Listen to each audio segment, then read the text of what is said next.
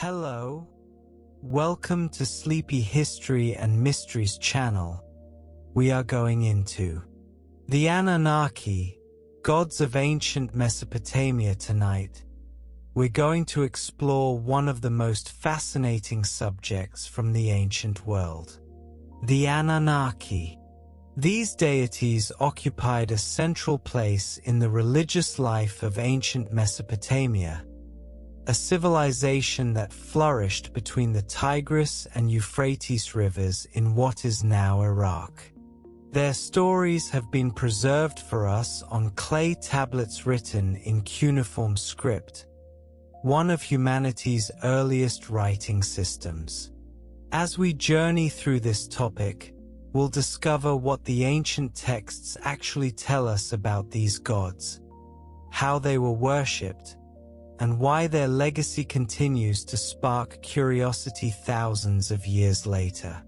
Before we begin, it's important to understand that we'll be examining both the historical facts as scholars understand them and the various interpretations that have emerged over time. Where evidence is clear and well documented, we'll explore that. Where there's speculation or uncertainty, we'll identify it as such.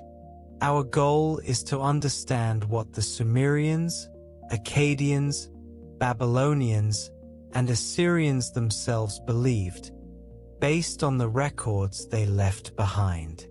The land between two rivers. To understand the Anunnaki, we must first understand the world that created their mythology. Mesopotamia, from the Greek words meaning between rivers, refers to the fertile region between the Tigris and Euphrates rivers in what is now primarily Iraq. This area has been called the cradle of civilization, and for good reason. It was here that some of humanity's most important early developments took place. Around 4500 BCE, people began settling in the southern part of this region, in an area that would become known as Sumer. The Sumerians, as these people came to be called, were remarkable innovators.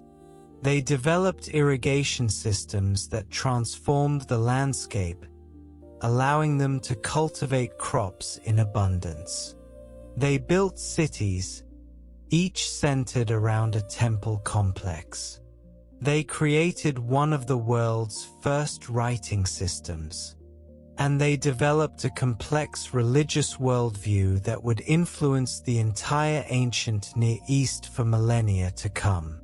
The Sumerians weren't alone in Mesopotamia, of course. Over the centuries, various peoples moved through or settled in the region. The Akkadians, a Semitic-speaking people, gradually became prominent and eventually established the first great empire in Mesopotamia under Sargon of Akkad around 2300 BCE. Later came the Babylonians and the Assyrians, each contributing to and adapting the religious traditions they inherited. What's striking about Mesopotamian religion is its continuity. Although different peoples spoke different languages and had different political structures, they shared many of the same gods and religious concepts. The Anunnaki were part of this shared religious heritage, appearing in texts from the Sumerian period through to the late Babylonian era, a span of more than 2,000 years. The birth of writing. One of the reasons we know so much about ancient Mesopotamian religion is the remarkable durability of their writing medium. Unlike paper or parchment, which decay relatively quickly, clay tablets can survive for thousands of years if they're baked or if they happen to be in a building that burns down, which fires the clay and preserves it. The Sumerians began developing their writing system around 3400 to 3200 BCE. It started as a way to keep track of economic transactions. Temple administrators needed to record how much grain was stored, how many animals were in the temple herds, and who owed what to whom. The earliest tablets are essentially accounting records. These early symbols were pictographic. A drawing of a sheep meant sheep. A drawing of grain meant grain. But over time, the system became more sophisticated. The symbols evolved from pictures into more abstract wedge-shaped marks made by pressing a reed stylus into soft clay. This is why we call the script cuneiform, from the Latin word cuneus meaning wedge. As the writing system developed, it could express not just objects but sounds, allowing scribes to write in a truly flexible way. They could write the Sumerian language, and later, when Akkadian became the common language of Mesopotamia, they adapted cuneiform to write that as well. Eventually, cuneiform was used to write many different languages across the ancient Near East. The importance of this development for our understanding of the Anunnaki cannot be overstated. Because Mesopotamian scribes wrote on durable clay, hundreds of thousands of tablets have survived. Scholars estimate that between 500,000 and 2 million cuneiform tablets have been excavated in modern times, though only a small fraction have been fully translated and published.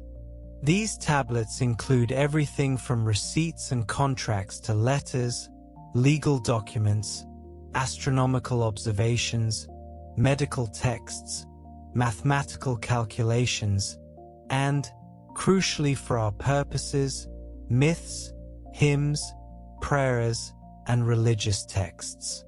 It was in the mid-19th century that scholars first began to decipher cuneiform script. Henry Creswick Rawlinson, Edward Hincks, and others worked to unlock these ancient languages. The real breakthrough came when George Smith, working at the British Museum, deciphered what became known as the Flood Tablet in 1872. This tablet contained part of the Epic of Gilgamesh, including a flood story that bore striking similarities to the biblical account of Noah's flood. The discovery sent shockwaves through Victorian society, as it demonstrated that stories previously thought to be unique to the Hebrew Bible had much older Mesopotamian parallels. From that point forward, the study of cuneiform texts expanded rapidly. Scholars discovered an entire lost world of ancient literature and religion. Among the deities mentioned repeatedly in these texts were the Anunnaki. Who were the Anunnaki? The word Anunnaki appears frequently in Sumerian and Akkadian texts, but its exact meaning has been debated by scholars. The term likely derives from En, the Sumerian sky god, and may mean something like princely seed or those of princely blood. Some scholars suggest it could mean offspring of En, linking these deities directly to the sky god himself.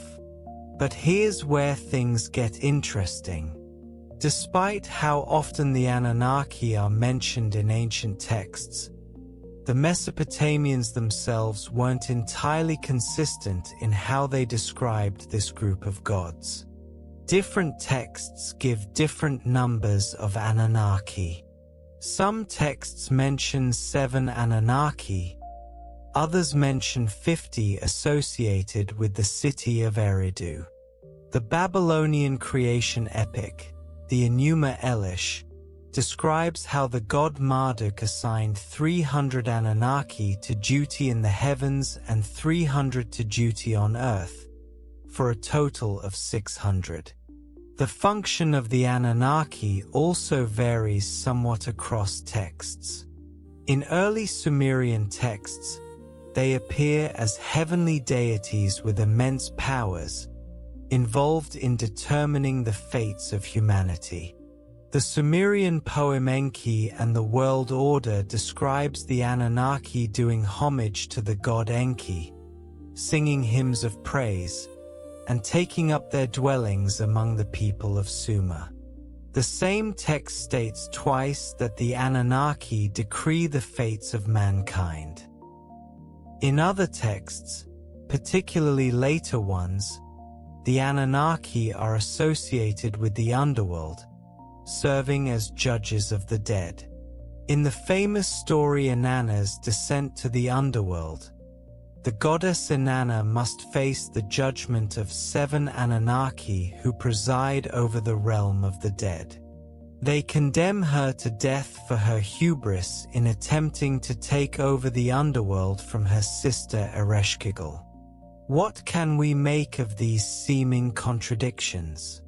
Scholars believe that the concept of the Anunnaki evolved over time. Originally, they may have been primarily associated with the heavens and with determining human fate. As Mesopotamian religious thought developed, particularly the concept of the underworld as a specific realm, the Anunnaki came to be associated with that domain as well, serving as judges who determined the fate of the dead. It's also important to understand that ancient Mesopotamian religion didn't work quite the way modern monotheistic religions do. There wasn't a single authoritative text or a central religious authority that could declare what was doctrinally correct. Different cities had different traditions. Different time periods emphasized different aspects of the gods. The mythology was fluid, adaptive, and complex. The Mesopotamian pantheon. To understand the Anunnaki's place in Mesopotamian religion, we need to look at the broader pantheon of gods. Mesopotamian religion was polytheistic, meaning the people worshipped many gods. Each god or goddess had specific domains, responsibilities, and personality traits. At the top of the pantheon was An, called Anu in Akkadian, the sky god, and was considered the father of the gods and the supreme deity, though he was somewhat distant and remote. His consort was Ki, the earth goddess, though in some traditions she was identified with Ninhursag, the mother goddess. According to Mesopotamian belief, An and Ki were the parents of many of the most important gods, and these offspring collectively could be called the Anunnaki. The oldest and most prominent of these was Enlil, the god of air or wind. In many texts, Enlil functions as the active head of the pantheon, while An remains more distant and transcendent. Mesopotamian myths describe how Enlil separated heaven and earth, which had originally been joined together. He carried away the earth while his father An carried away the sky. This cosmic act of separation was fundamental to the created order. Another major deity often listed among the Anunnaki was Enki, called Ea in Akkadian, the god of fresh water, wisdom, and magic. Enki was associated with the subterranean waters that, in Mesopotamian cosmology, lay beneath the earth. He was often portrayed as clever and beneficial to humanity, teaching people various arts and crafts. The goddess Ninhursag, sometimes identified with Ki, was another important figure. She was associated with fertility, childbirth, and the mountains.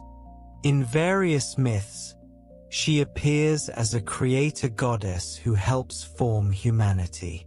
Inanna, Ishtar in Akkadian, was the goddess of love, beauty, sex, war, and political power.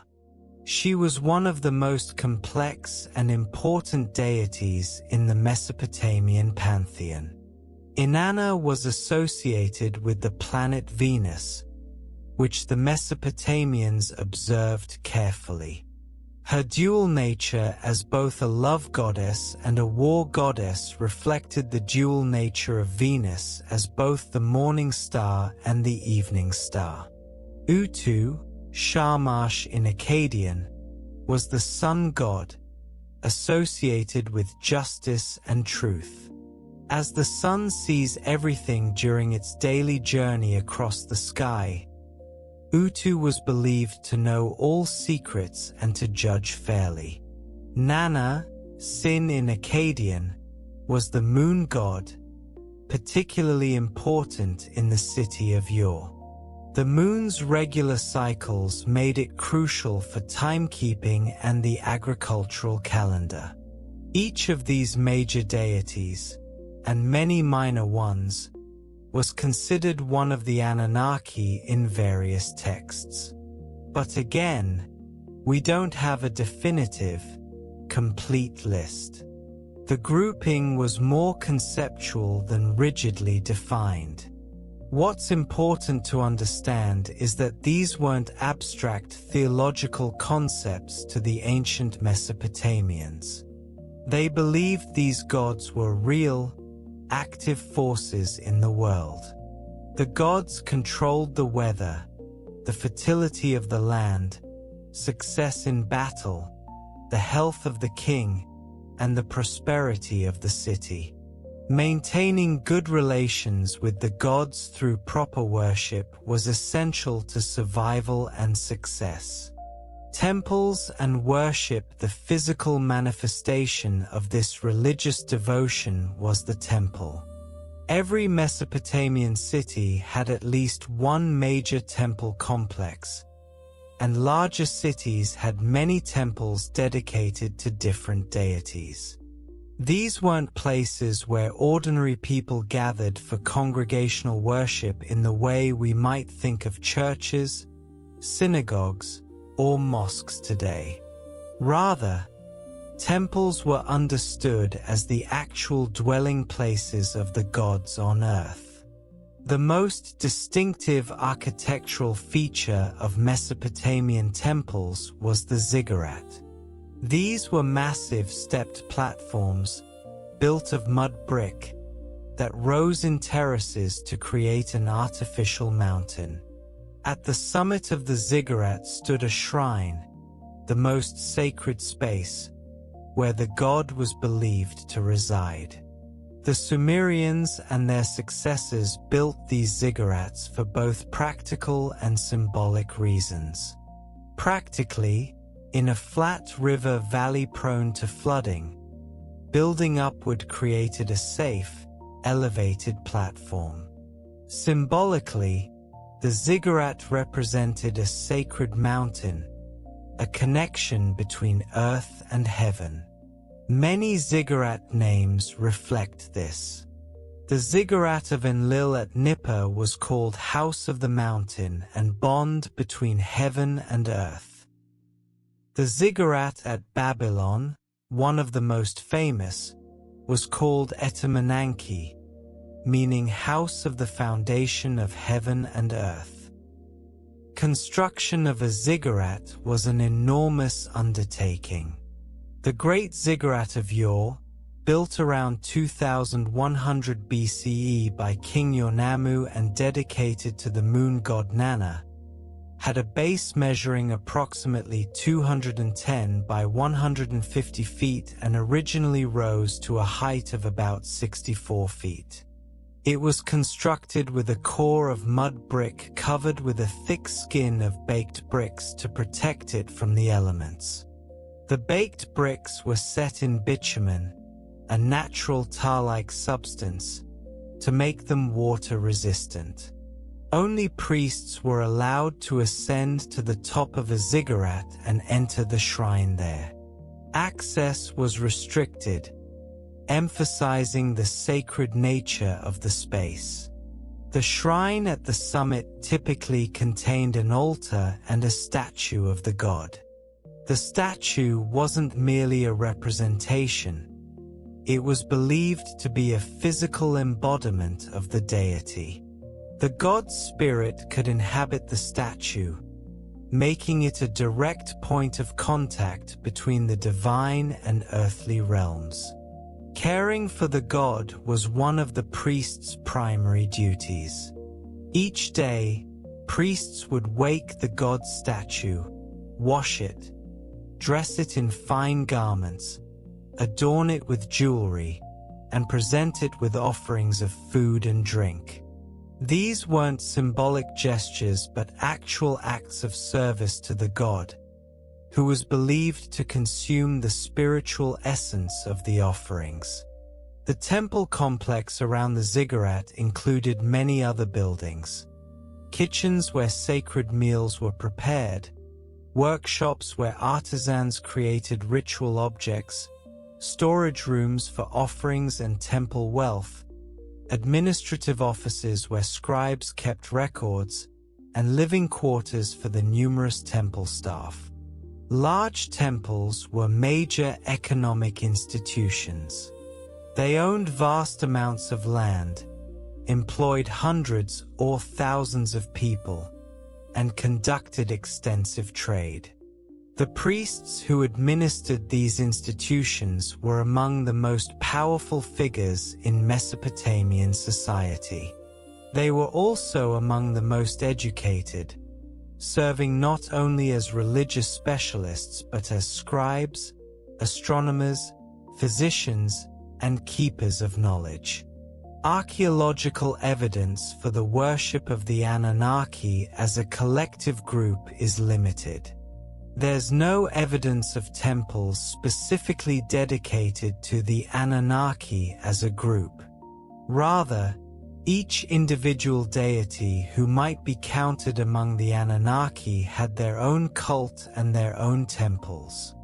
The city of Eridu, one of the oldest Sumerian cities, was particularly associated with the worship of Enki and is mentioned in connection with the Anunnaki in several texts. What we can say is that the major deities counted among the Anunnaki were among the most important gods in Mesopotamian religion. Their temples were the grandest buildings in their cities. The festivals honoring them were the most elaborate celebrations of the year.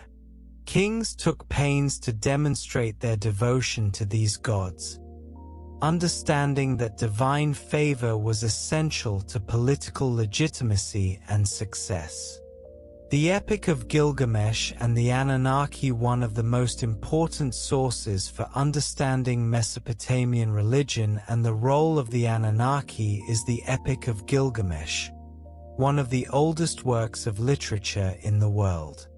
The story centers on Gilgamesh, the king of the city of Uruk, who was believed to have ruled sometime in the early 3rd millennium BCE. Gilgamesh is portrayed as 2/3 divine and 1/3 human, born of the goddess Ninsun and a mortal father. His semi-divine nature gives him extraordinary strength and longevity, but not full immortality.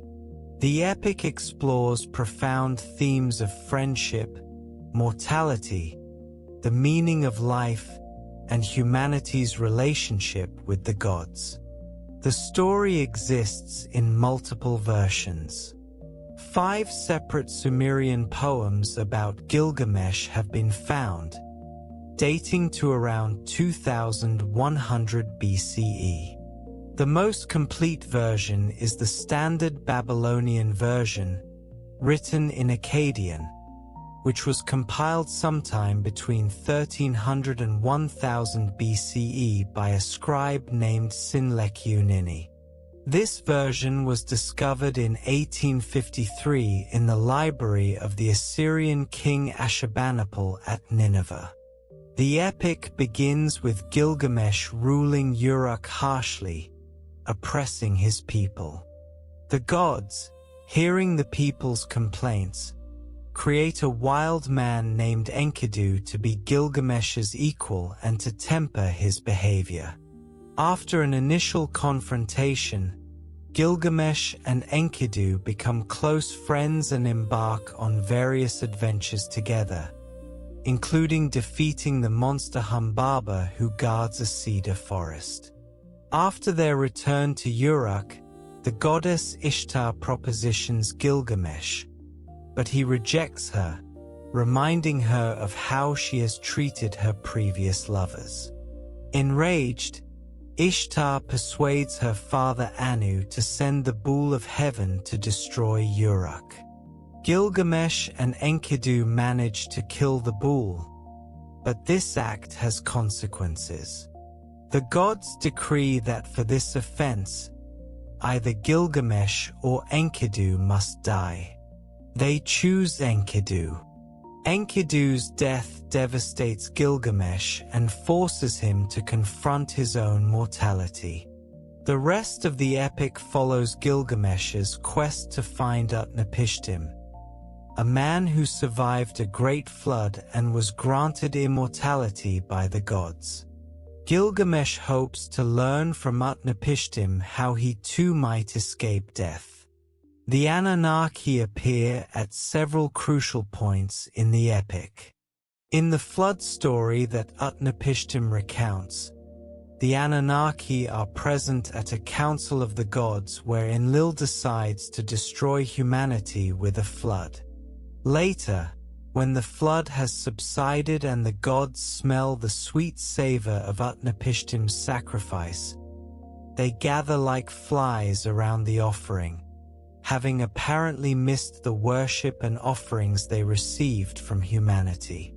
In another part of the epic, in a passage describing Enkidu's death, the Anunnaki are mentioned as judges in the underworld. This reflects the later tradition associating the Anunnaki with the realm of the dead and with passing judgment on departed souls. The Epic of Gilgamesh is valuable not just as literature but as a window into Mesopotamian religious thought. It shows us how the ancient Mesopotamians understood the relationship between gods and humans. The gods in the epic are powerful but not omnipotent or omniscient. They can be persuaded, they change their minds, they make mistakes, and they sometimes regret their actions. Humans are subject to the gods' will but can also appeal to them, make offerings to gain favor, and even, occasionally, trick or manipulate them. The epic also reveals Mesopotamian ideas about death and the afterlife. In the underworld, described as a dark, dusty place where the dead wear feathers like birds and eat clay, the Anunnaki serve as judges. This isn't a realm of punishment and reward in the way later religious traditions would conceive of the afterlife. Rather, it's a dreary but not torturous existence that awaits all people, regardless of how they lived. Gilgamesh's quest for immortality ultimately fails. Utnapishtim tells him that immortality was granted to him only because of unique circumstances, and that no such opportunity exists for Gilgamesh.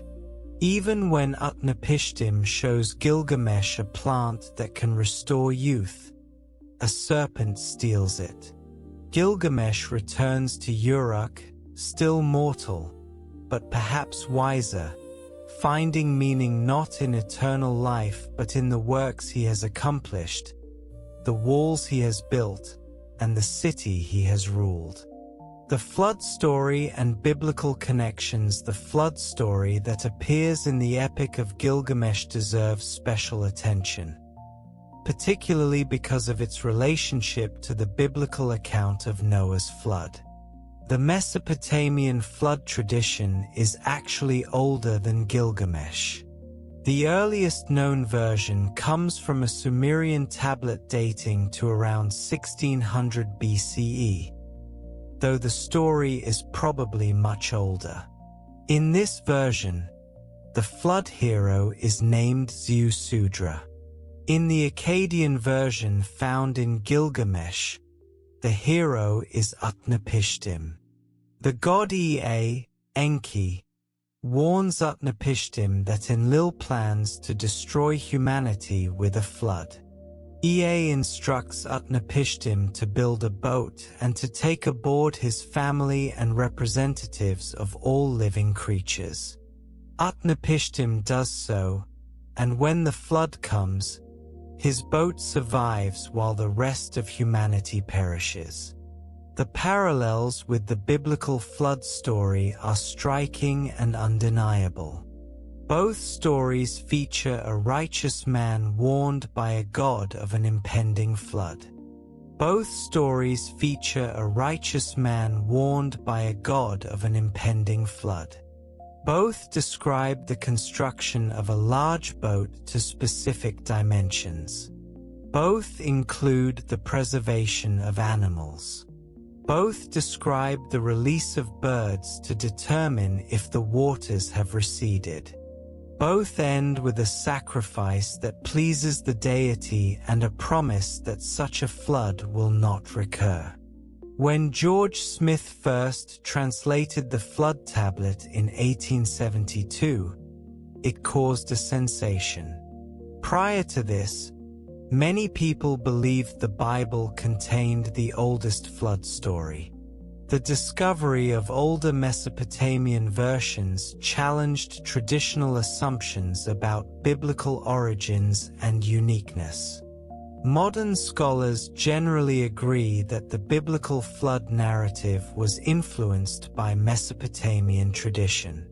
The Hebrew people, particularly during the Babylonian exile in the 6th century BCE, would have been exposed to Mesopotamian literature and culture. They adapted these stories, transforming them to fit their own monotheistic theology and ethical framework.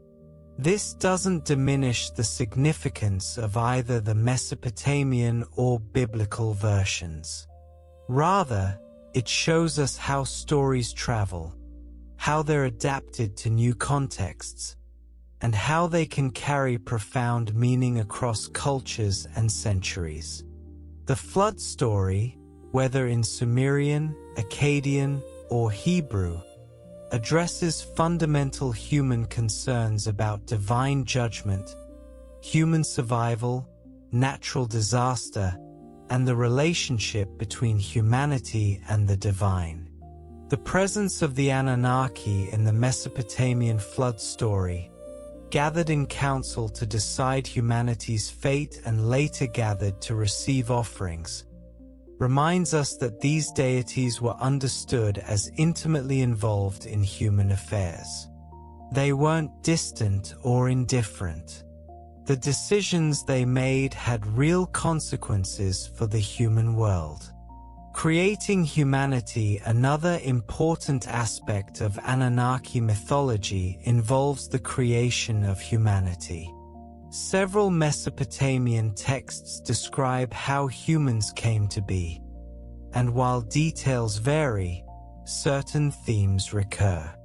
In the Babylonian creation epic, the Enuma Elish, humanity is created from the blood of a slain god mixed with clay. The god Marduk defeats Tiamat, the primordial goddess of the salt sea, in battle and uses her body to create the world. Then Ea creates humans from the blood of Kingu, Tiamat's consort and general. The purpose of humanity in this account is to serve the gods, to build their temples, provide their offerings, and free the gods from labor. A Sumerian text called the Song of the Hoe presents a different version. In this account, the god Enlil uses his hoe to break through the crust of the earth at Uzumua, and humans sprout from the ground like plants. Again, the purpose is service to the gods. In yet another tradition found in the Atrahasis epic, humans are created because the lesser gods, called the Igigi, rebel against having to do all the hard work of maintaining the world. The solution is to create humans to take over this labor. The god Enki and the goddess Nintu, another name for Ninhursag, create humans by mixing clay with the blood of a slain god. This divine blood gives humans intelligence and perhaps a spark of the divine, but they remain mortal and subject to the gods. What's consistent across these accounts is the idea that humans were created for a purpose, to serve the gods. This doesn't mean humans were worthless or merely tools. Mesopotamian texts show that the gods valued human worship and offerings. When the flood destroyed humanity in the Atrahasis epic, the gods immediately regret it because they missed the worship and sustenance they received from humans. This understanding of humanity's purpose profoundly shaped Mesopotamian culture. Building temples, maintaining them, providing offerings, and performing rituals weren't just religious obligations but the fulfillment of humanity's fundamental reason for existing. This helps explain the enormous resources Mesopotamian cities devoted to their temples. The role of the Anunnaki in these creation stories varies. Sometimes they're the creators, sometimes they're present as a council that approves or directs creation, and sometimes individual Anunnaki like Enki or Ninhursag carry out the actual work of forming humans. What's clear is that the Anunnaki, as the great gods of heaven and earth, were understood to be intimately involved in humanity's origins. Daily life and divine will for the ancient Mesopotamians. Religion wasn't something separate from daily life. Every aspect of existence was understood in relation to the gods. Illness was often interpreted as divine punishment or the work of demons. Recovery meant the gods had shown favor. A good harvest demonstrated that the gods were pleased with the city and its ruler. Drought, flood, or military defeat suggested divine anger. Personal names often invoked the gods. A name like Ashurbanipal, the name of a famous Assyrian king, means Ashur creates a son. The god Ashur was the patron deity of the Assyrian people.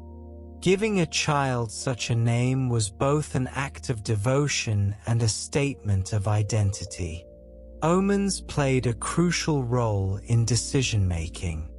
Mesopotamian priests developed elaborate systems for interpreting signs that might reveal divine will. They examined the livers of sacrificed animals, observed the flight patterns of birds, noted unusual natural phenomena, and studied the movements of celestial bodies. Astronomy and astrology were closely linked, as the gods were associated with specific celestial objects. Inanna was Venus, Shamash was the sun, Sin was the moon, and so forth. The movements of the stars and planets weren't just interesting natural phenomena. They were understood as the movements of the gods themselves or as signs sent by the gods. Mesopotamian astronomers kept detailed records over centuries, allowing them to predict eclipses and planetary movements with remarkable accuracy. This knowledge was both scientific and religious. When a king planned a military campaign or a major building project, he would first consult priests and diviners to determine if the omens were favorable. Dreams, too, were believed to be a way the gods communicated with humans. Important decisions might be postponed until after a favorable dream, and unfavorable dreams might require rituals to ward off their implications. This worldview could create anxiety. If every misfortune could be interpreted as divine displeasure, people needed ways to determine what they had done wrong and how to make amends. This led to extensive penitential prayers and rituals. Texts survive in which individuals confess sins they may or may not have committed, covering every possible offense, hoping to appease whichever god they might have unknowingly angered. At the same time, this worldview provided meaning and structure. Bad things didn't happen randomly. They happened for reasons related to the divine order. And there were things one could do, rituals to perform, offerings to make, prayers to recite, that might influence outcomes. The Anunnaki, as the great gods who decreed fates, were central to this religious worldview. Maintaining proper relations with these deities through temple cult, festivals, and personal piety was essential not just for individual well-being but for the prosperity of the entire community. Kings and gods. The relationship between kings and gods deserves special attention. In Mesopotamian thought, kingship was a gift from the gods. The gods established kingship. They chose particular individuals to rule, and they could withdraw their favor, leading to a king's downfall. Kings understood that their legitimacy depended on demonstrating divine favor. One of the primary ways they did this was through temple building and restoration. A king who built a magnificent temple or restored an ancient shrine demonstrated both his piety and his ability to command the resources necessary for such projects. Inscriptions from Mesopotamian kings frequently describe their building activities in religious terms. The king presents himself as the faithful servant of the gods, chosen to carry out their will on earth. Many royal inscriptions begin by invoking the gods and describing the king's relationship to them. For example, Gudea, a ruler of Lagash around 2100 BCE, left numerous inscriptions describing his temple building activities. He describes receiving a dream vision from the god Ninjutsu, who instructs him to build a temple. Gudea follows these divine instructions carefully, gathering materials from distant lands and employing skilled craftsmen. The completed temple is presented as a fulfillment of divine will, and Gudea emphasizes his role as the devoted servant who made it possible. Kings also led important religious festivals and performed key rituals. In Babylon, the king had a central role in the New Year festival, the Akitu, which involved ritual reenactments of the creation myth and ceremonies to renew the cosmic order for another year. The king's participation demonstrated his role as mediator between gods and people. Some Mesopotamian kings claimed divine or semi-divine status. The famous Akkadian king Sargon, who ruled around 2300 BCE, may have claimed divinity. Later kings of the Ur III dynasty definitely did so, writing their names with the cuneiform sign for divinity. Shulgi, one of these kings, claimed to be the son of the gods Lugalbanda and Ninsun, the same divine parents attributed to Gilgamesh. By linking himself to Gilgamesh, Shulgi was claiming both divine ancestry and heroic legacy. This practice of royal deification was controversial and didn't persist throughout all of Mesopotamian history. Most kings were content to present themselves as chosen by the gods rather than as gods themselves. But the fact that some kings did make such claims shows how blurred the line between human and divine could become, particularly when it came to rulers who seemed to possess extraordinary power and success.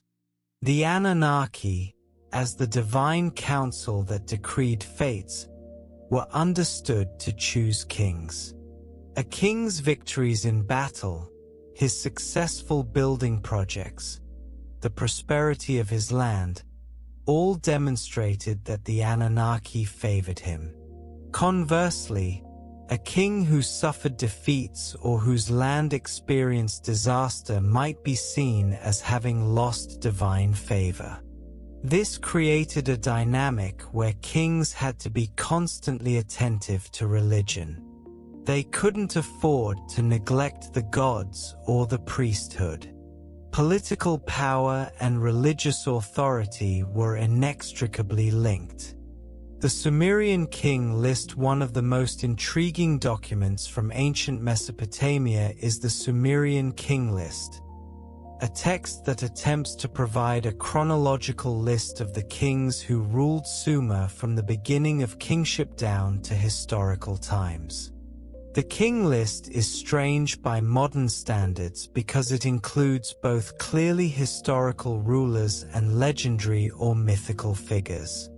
The early part of the list describes kings who ruled for impossibly long periods, sometimes tens of thousands of years.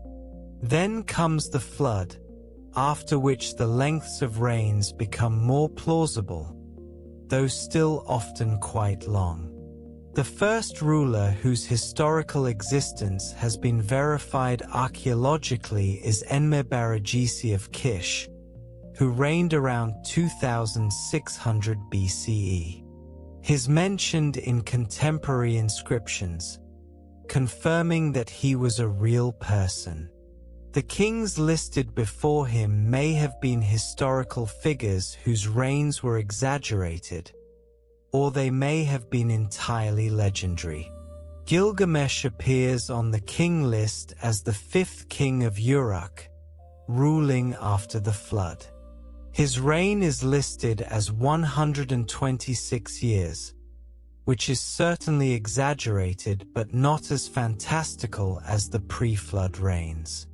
Most scholars believe there probably was a historical king named Gilgamesh who ruled Uruk in the early 3rd millennium BCE, and that legends grew up around him over the following centuries until he became the hero of the epic.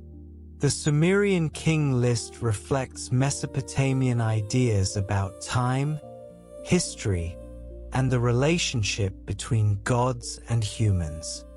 The extreme antiquity of the early kings, their impossibly long reigns, might reflect a belief that humans lived longer in the distant past, or that time itself worked differently before the flood. The flood serves as a dividing line between a more mythical age and the historical period.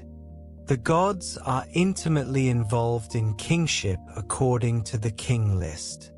The text begins by stating kingship descended from heaven, emphasizing that political authority ultimately derives from divine will. Specific gods are credited with choosing particular kings or founding particular dynasties. While the Anunnaki aren't specifically mentioned in the king list, the document reflects the broader worldview in which they operated. History wasn't understood as a purely human affair, but as an interaction between divine will and human action.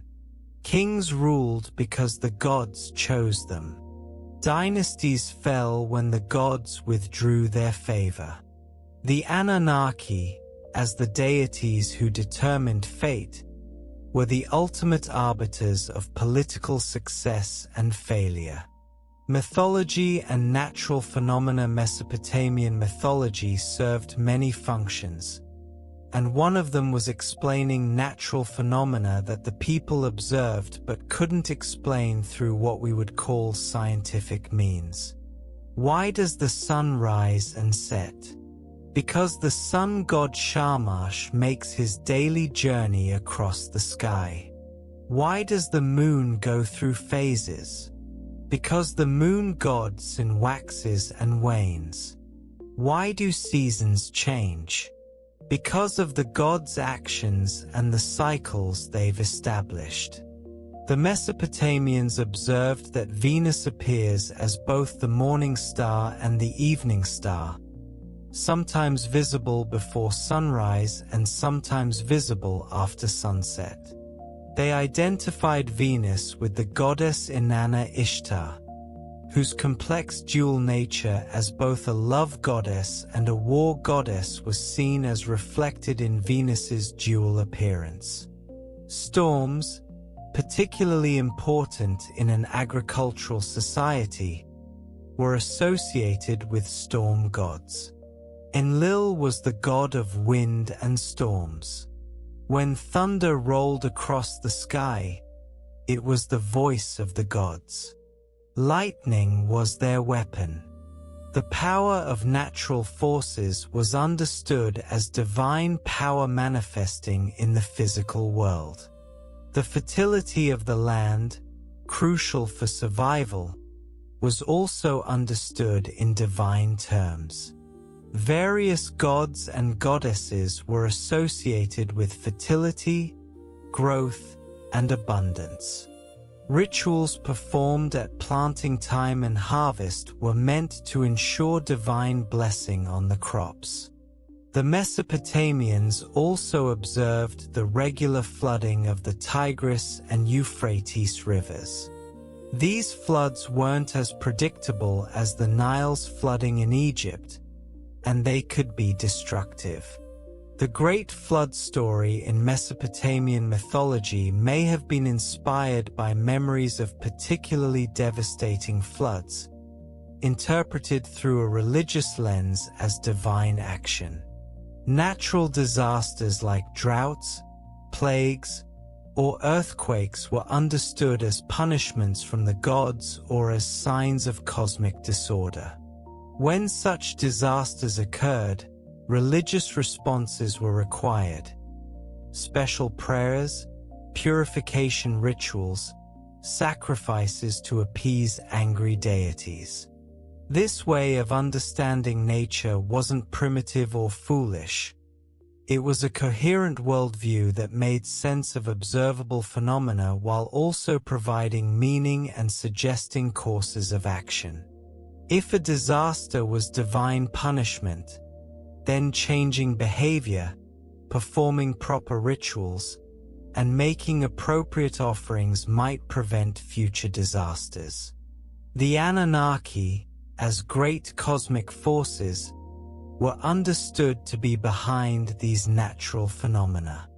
Their decisions affected not just individual human lives but the functioning of the entire cosmos.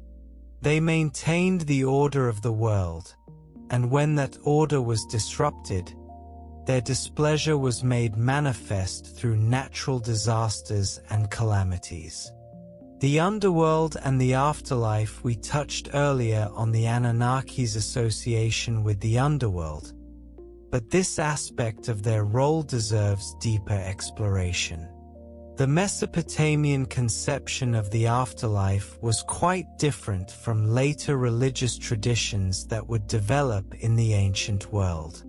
The underworld was known by several names in Sumerian and Akkadian: Ker, Irkalla, or Aralu. It was imagined as a dark, dusty place beneath the earth, separated from the world of the living by various barriers including rivers and gates. To reach the underworld, the dead had to pass through 7 gates, at each of which they had to surrender some item of clothing or adornment until they arrived naked before the throne of Ereshkigal, Queen of the Underworld. Ereshkigal ruled the underworld, and she was attended by various deities and beings, including the Anunnaki. In this context, the Anunnaki functioned as judges who determined the fate of the newly arrived dead. This judicial role was different from their role as cosmic deities who decreed the fates of the living. The story of Inanna's descent to the underworld, one of the oldest known myths, describes this in detail. Inanna, the Queen of Heaven, decides to descend to the underworld, ostensibly to attend the funeral rites of Gugalanna, the Bull of Heaven. She demands entry at each gate, and at each gate she must remove one article of her divine regalia. By the time she reaches Ereshkigal's throne, she is powerless. The 7 Anunnaki judges of the underworld pass judgment on Inanna, find her guilty of hubris, and pronounce the death sentence. Inanna dies and her corpse is hung on a hook. The text is quite explicit about this. Inanna, despite being a goddess, dies. Only through the intervention of Enki, who sends magical creatures to revive her with the food and water of life, does Inanna escape the underworld. But she cannot leave without providing a substitute to take her place, and she eventually sends her husband Dumuzi. This myth reveals several important aspects of Mesopotamian beliefs about death and the underworld. First, even gods can die or be subjected to the power of death. The underworld has its own rules and its own authority. Second, the Anunnaki in the underworld are impartial judges who apply law without favor. Inanna, despite her power in the upper world, receives no special treatment. Third, there are complex relationships and sometimes conflicts between different realms of the cosmos, the heavens, the earth, and the underworld. For ordinary mortals, death meant permanent residence in the underworld. There was no concept of heaven as a reward for good people or hell as punishment for the wicked. The underworld wasn't a place of torture, but it wasn't pleasant either. The Babylonian text The Descent of Ishtar describes it as a place where dust is their food, clay their bread, they see no light, they dwell in darkness, they are clothed like birds with feathers, and over door and bolt the dust has spread. However, the quality of one's afterlife existence could vary somewhat. Those who died proper deaths and received proper burial rites from their families were thought to fare better than those who died violent deaths or whose bodies weren't properly treated. Those without descendants to make offerings for them were particularly unfortunate, as they would lack sustenance in the afterlife. This belief system created strong incentives for having children and maintaining family bonds. Your children would make offerings for you after death, and you made offerings for your ancestors. This created a vertical chain of obligation and care extending across generations. The Anunnaki's role as judges in the underworld meant they were involved in this final stage of human existence. While the living made offerings to the Anunnaki as great cosmic gods, the dead appeared before them for judgment. This dual role, cosmic and chthonic, heavenly and underworld, reflects the complexity of Mesopotamian religious thought. Festivals and sacred time. The religious calendar of ancient Mesopotamia was filled with festivals honoring various gods. These festivals weren't just religious observances but also important social and economic events that brought communities together and marked the passage of time. The most important festival in Babylon was the Akitu, the New Year festival, celebrated in the spring month of Nisanu. This festival lasted 12 days and involved elaborate rituals designed to ensure the renewal of the cosmic order and the continued favor of the gods for the coming year. During the Akitu, the Enuma Elish, the Babylonian creation epic, was recited. This wasn't merely storytelling but a ritual reenactment that symbolically renewed creation itself. The festival included a ritual humiliation of the king, who would be stripped of his regalia, struck on the cheek, and forced to declare his innocence of various offenses before being reinstated. This ritual emphasized that the king ruled only by divine favor and that he was accountable to the gods. The festival also included a sacred marriage ritual, in which the king would ritually marry a priestess representing Inanna. This ceremony was believed to ensure fertility of the land for the coming year. The symbolism is clear. The union of male and female, king and goddess, heaven and earth, produces abundance and life. Other festivals marked important agricultural moments: the beginning of planting, the harvest, the flooding of the rivers. Each of these had religious significance because agriculture was understood as dependent on divine blessing. Farmers didn't simply plant seeds and hope for good weather. They planted seeds and prayed to the gods, made offerings, and performed rituals to secure the divine assistance necessary for a successful crop. Individual deities had their own festival days as well. On these days, the statue of the god might be taken out of the temple and paraded through the city streets, allowing the people to see their deity and for the deity to see the city and its inhabitants. These processions were occasions of great celebration, with music, dancing, feasting, and special offerings. The Anunnaki as a group don't seem to have had a specific festival dedicated to them collectively, but festivals honoring individual Anunnaki were among the most important celebrations in the calendar.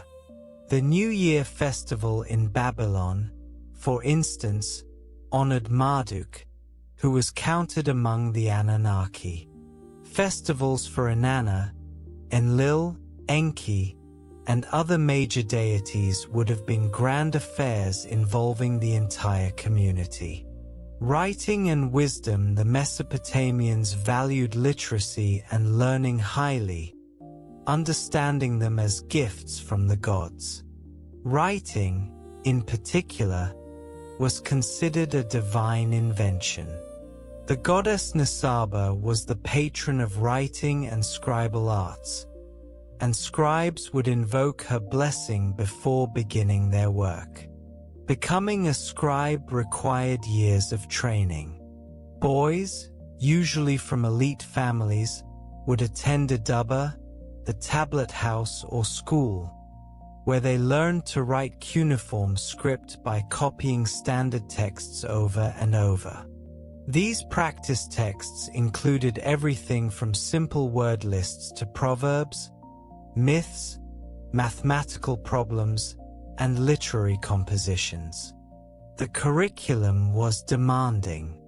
Students had to memorize hundreds of cuneiform signs, learn Sumerian even though it was no longer a spoken language by the 2nd millennium BCE, master mathematical calculations, study legal formulae, and become familiar with a large body of literary and religious texts. Discipline was strict. Texts mention beatings for students who didn't perform adequately. Successful graduates of the scribal schools could pursue careers in temple administration, royal bureaucracy, or as private scribes. They formed an educated elite who preserved and transmitted Mesopotamian culture across generations. Much of what we know about the Anunnaki comes from texts these scribes copied and preserved.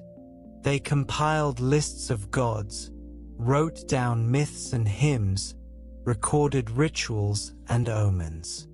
Without the scribal tradition, virtually all knowledge of Mesopotamian religion would have been lost. The god Enki, often counted among the Anunnaki, was particularly associated with wisdom and knowledge. Myths portray him as clever and learned, the possessor of the me, divine decrees or principles that governed all aspects of civilization. These me included kingship, priesthood, crafts, arts, truth, and many other fundamental concepts. In one myth, Inanna tricks Enki into giving her the me while he's drunk, and she brings them to her city of Uruk, thereby establishing its greatness. This association of knowledge with divinity is significant. Learning wasn't merely a practical skill but participation in divine wisdom. The scribes who could read and write ancient texts were connecting with knowledge that came ultimately from the gods. Libraries existed in Mesopotamia, both in temples and in royal palaces. The most famous was the Library of Ashurbanipal at Nineveh, which contained tens of thousands of tablets on every subject imaginable. Ashurbanipal, who ruled in the 7th century BCE, boasted in his inscriptions about his literacy and his collection of texts. He sent scribes throughout his empire to find, copy, and bring back texts to add to his library. When Nineveh was destroyed in 612 BCE, Ashurbanipal's library was buried. The fire that consumed the city baked the clay tablets, preserving them. In the mid-19th century, these tablets were excavated and brought to the British Museum, where they remain one of the most important sources for our understanding of Mesopotamian civilization.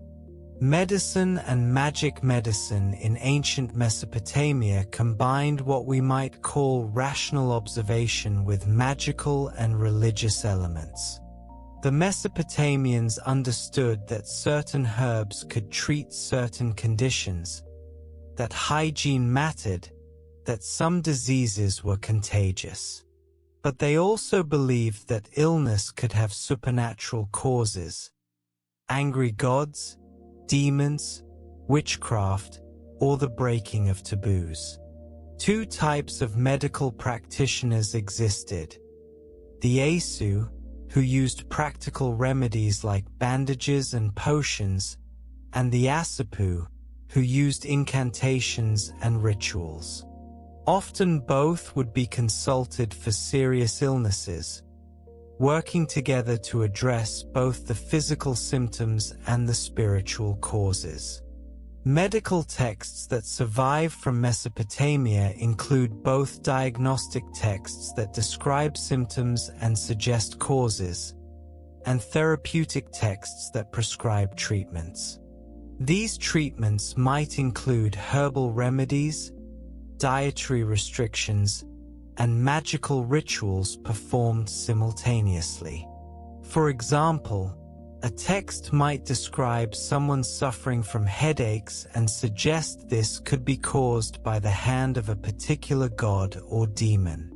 The treatment might involve both a poultice applied to the head and an incantation to be recited to drive away the supernatural cause. The gods were invoked in healing rituals. Particular deities were associated with healing. The goddess Gula, for instance, was a healing goddess often depicted with a dog, an animal associated with healing. But other gods could also be appealed to, depending on what was believed to be the cause of the illness. If an illness was interpreted as divine punishment, then confession and penitential prayers might be part of the cure. The patient would recite prayers acknowledging possible offenses and asking for divine mercy. These prayers often include long lists of possible sins, since the patient might not know which offense had caused the god's anger. The Anunnaki could be involved in illness and healing in various ways. They might send illness as punishment. They might withdraw their protection, allowing demons to attack. Or they might be appealed to for healing and protection. Medical incantations sometimes invoke multiple gods, calling on the entire divine assembly to aid in healing. Magic more generally was an important part of Mesopotamian life. Protective amulets, magic spells for various purposes, rituals to ward off evil, all were common. This wasn't superstition separate from religion, but part of the same worldview in which the divine and supernatural were ever-present forces affecting daily life. Law and justice, one of Mesopotamia's most famous contributions to world civilization, is written law. The Code of Hammurabi, dating to around 1750 BCE, is perhaps the best known, but it wasn't the first. Earlier law codes existed, including the Code of Yornamu from around 2100 BCE and the Code of Lipitishtar from around 1930 BCE. These weren't law codes in our modern sense. They weren't comprehensive legal systems, but rather collections of legal decisions and principles meant to guide judges and demonstrate the king's commitment to justice. They're better understood as legal precedents than as binding statutes. Hammurabi's code is inscribed on a large stone stela, now in the Louvre Museum in Paris. At the top of the stela is a relief sculpture showing Hammurabi standing before the sun god Shamash, who is seated and handing Hammurabi a rod and ring, symbols of authority and justice. The image makes the code's divine authority clear. Hammurabi receives the laws from Shamash, the god of justice. The prologue to Hammurabi's code emphasizes this divine connection. It begins by listing the gods and describing how they have chosen Hammurabi to bring justice to the land. The god Marduk has given Hammurabi authority to rule. The purpose of the law is to prevent the strong from oppressing the weak and to ensure justice for all. The laws themselves cover a wide range of situations: property disputes, trade regulations, family law, inheritance, assault, theft, and more. Punishments vary depending on the social status of both the perpetrator and the victim, reflecting the hierarchical nature of Mesopotamian society. The epilogue of the code returns to religious themes, invoking curses on anyone who would alter or ignore the laws. Various gods are called upon to punish those who violate the code. The Anunnaki are specifically mentioned. May the great gods of heaven and earth, the Anunnaki in their assembly, curse him with the curse of malevolence. This invocation shows that the Anunnaki were understood as upholders of cosmic justice.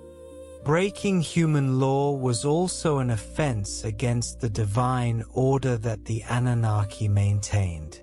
Justice wasn't merely a human concern but a cosmic principle that the gods enforced. Legal disputes in Mesopotamia could be resolved in various ways.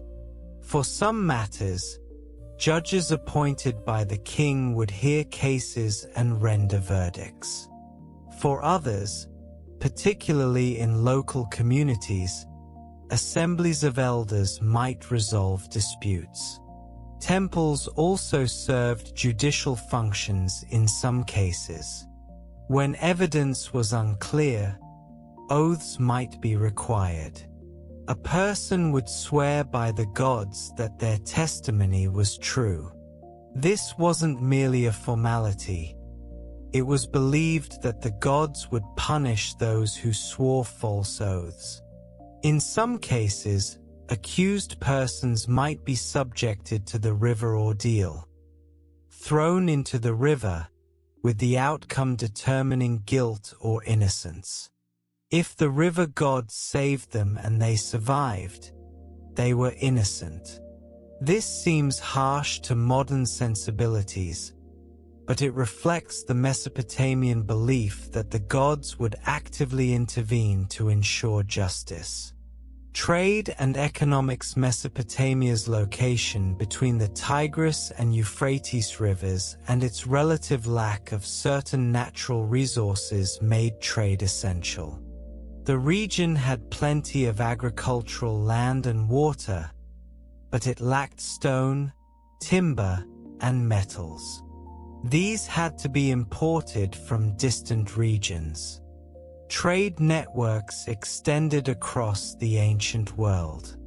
Mesopotamian cities traded with Anatolia for silver and copper, with the Persian Gulf region for precious stones and exotic goods, with the Levant for timber from the cedars of Lebanon, and with regions even farther afield. Merchants were important figures in Mesopotamian society. Some worked independently, while others were employed by temples or the palace. Trade involved risk, traveling long distances through potentially dangerous territory, and required capital, partnerships, and sophisticated record-keeping. The abundant cuneiform tablets include thousands of commercial documents, contracts, receipts, accounts, letters between trading partners. These give us detailed insight into how ancient trade operated. We see loans being made, partnerships formed, profits calculated, disputes arbitrated. The temples were major economic actors, owning land, herds, and workshops, and engaging in trade. Offerings given to the gods accumulated in temple storehouses and could be redistributed, loaned, or traded. Temples employed large staffs and needed to manage significant resources. The gods, including the Anunnaki, were understood as involved in economic life.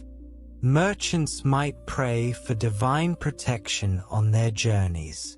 Contracts might invoke the gods as witnesses. Commercial disputes brought before temple authorities would be resolved in the god's name. Economic success or failure could be interpreted as signs of divine favor or displeasure. The concept of the me, the divine principles that Enki possessed, included principles related to economic and social order, craftsmanship, trade, property rights. These weren't merely human inventions but part of the gods' created order. A just economy operated according to divine principles. Theft, fraud, and exploitation violated both human law and cosmic order. Art and iconography. Mesopotamian art provides another window into how the people understood the gods, including the Anunnaki. Gods were depicted in human form, but with specific attributes that identified them. These might include distinctive crowns, clothing, symbols, or animal associations. The horned crown was a mark of divinity in Mesopotamian iconography. Gods and goddesses are typically shown wearing crowns with multiple pairs of horns, with more important deities having more horns. This allowed viewers to immediately identify a figure as divine and to gauge their relative importance. Gods were often shown in specific poses or with specific symbols. Shamash, the sun god, might be shown with rays emanating from his shoulders or emerging from between mountains, representing sunrise. Inanna might be shown with her symbol, an 8-pointed star. Enki might be depicted with flowing water, representing the sweet water underground that he controlled. Cylinder seals, small carved stones that could be rolled across clay to leave an impression, often depicted religious scenes. A common motif shows a worshipper being led into the presence of a god by a personal deity or protective spirit. These seals were used to mark property and authenticate documents, but they also had religious significance, invoking divine protection. Statues of gods were central to temple worship, as we discussed earlier. These weren't mere representations but were believed to be inhabited by the god spirits. Great care was taken in creating these statues, and special rituals consecrated them, opening the statue's mouth and eyes so the god could see, eat, and speak through the image. Relief sculptures on palace and temple walls often depicted the king interacting with gods or performing religious duties. These served propaganda purposes, demonstrating the king's piety and divine favor, but they also expressed genuine religious beliefs about the king's role as intermediary between gods and people. The artistic style changed over Mesopotamian history, with different periods and regions having distinctive characteristics. But certain conventions remained constant. The association of particular symbols with particular gods, the use of the horned crown to indicate divinity, the depiction of gods as anthropomorphic but clearly distinguished from ordinary humans. The Anunnaki as a collective group aren't frequently depicted in art. Individual deities counted among the Anunnaki appear often, but scenes showing the Anunnaki together as a divine council are rare. This may reflect the fact that the Anunnaki were more of a conceptual category than a clearly defined group with fixed membership. Women and religion. Women played significant roles in Mesopotamian religion, both as deities and as religious practitioners. Many of the most important gods in the pantheon were goddesses: Inanna, Ishtar, Ninhursag, Ereshkigal, Nisaba, and others. Inanna in particular was one of the most powerful and complex deities in the pantheon. As goddess of love and war, she embodied contradictions. She was both nurturing and destructive, both beautiful and terrifying. Her cult was one of the most widespread and enduring in Mesopotamia. Women served as priestesses in various capacities. Some priestesses were married women who performed duties at temples while maintaining households. Others were dedicated to temple service and might live cloistered lives. The high priestess of particular temples could wield considerable power and influence. One notable example is Enheduanna, daughter of King Sargon of Akkad, who lived around 2300 BCE. Sargon appointed her as high priestess of the moon god Nanna at Ur, a position of great religious and political importance. Enheduanna was also a poet, and several hymns attributed to her have survived, making her one of the earliest known authors in world history. Her hymns to Inanna are powerful poetic works that influenced Mesopotamian literature for centuries. In these hymns, Enheduanna speaks with intimate authority about the goddess, describing her power, praising her attributes, and appealing for her aid. The fact that Enheduanna held such high religious office and was also a literary figure shows that women could achieve positions of significant authority and cultural importance in Mesopotamian society. The role of women in religion varied across time and place in ancient Mesopotamia. Some periods and cities seem to have offered more opportunities for women's religious participation than others. But throughout Mesopotamian history, women were active in religious life, not just as worshippers but as priestesses, temple administrators, and, in the divine realm, as goddesses equal in power and importance to gods. The presence of powerful goddesses like Inanna among the Anunnaki reminds us that gender operated differently in Mesopotamian religion than in some later traditions. Divine power wasn't exclusively or even primarily male. Both gods and goddesses decreed fates, controlled natural forces, and shaped human destiny. Astronomical observations. The Mesopotamians were sophisticated astronomers who kept detailed records of celestial phenomena over many centuries. This astronomical work was closely tied to religion, as the movements of celestial bodies were understood as the movements of the gods themselves or as signs of divine will. The Mesopotamians identified 5 planets visible to the naked eye and associated each with a deity.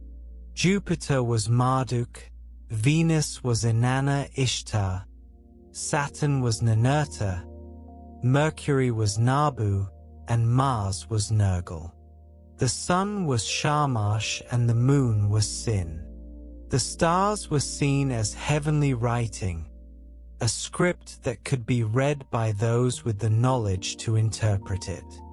Astronomical observations were recorded on cuneiform tablets, creating a continuous record spanning centuries.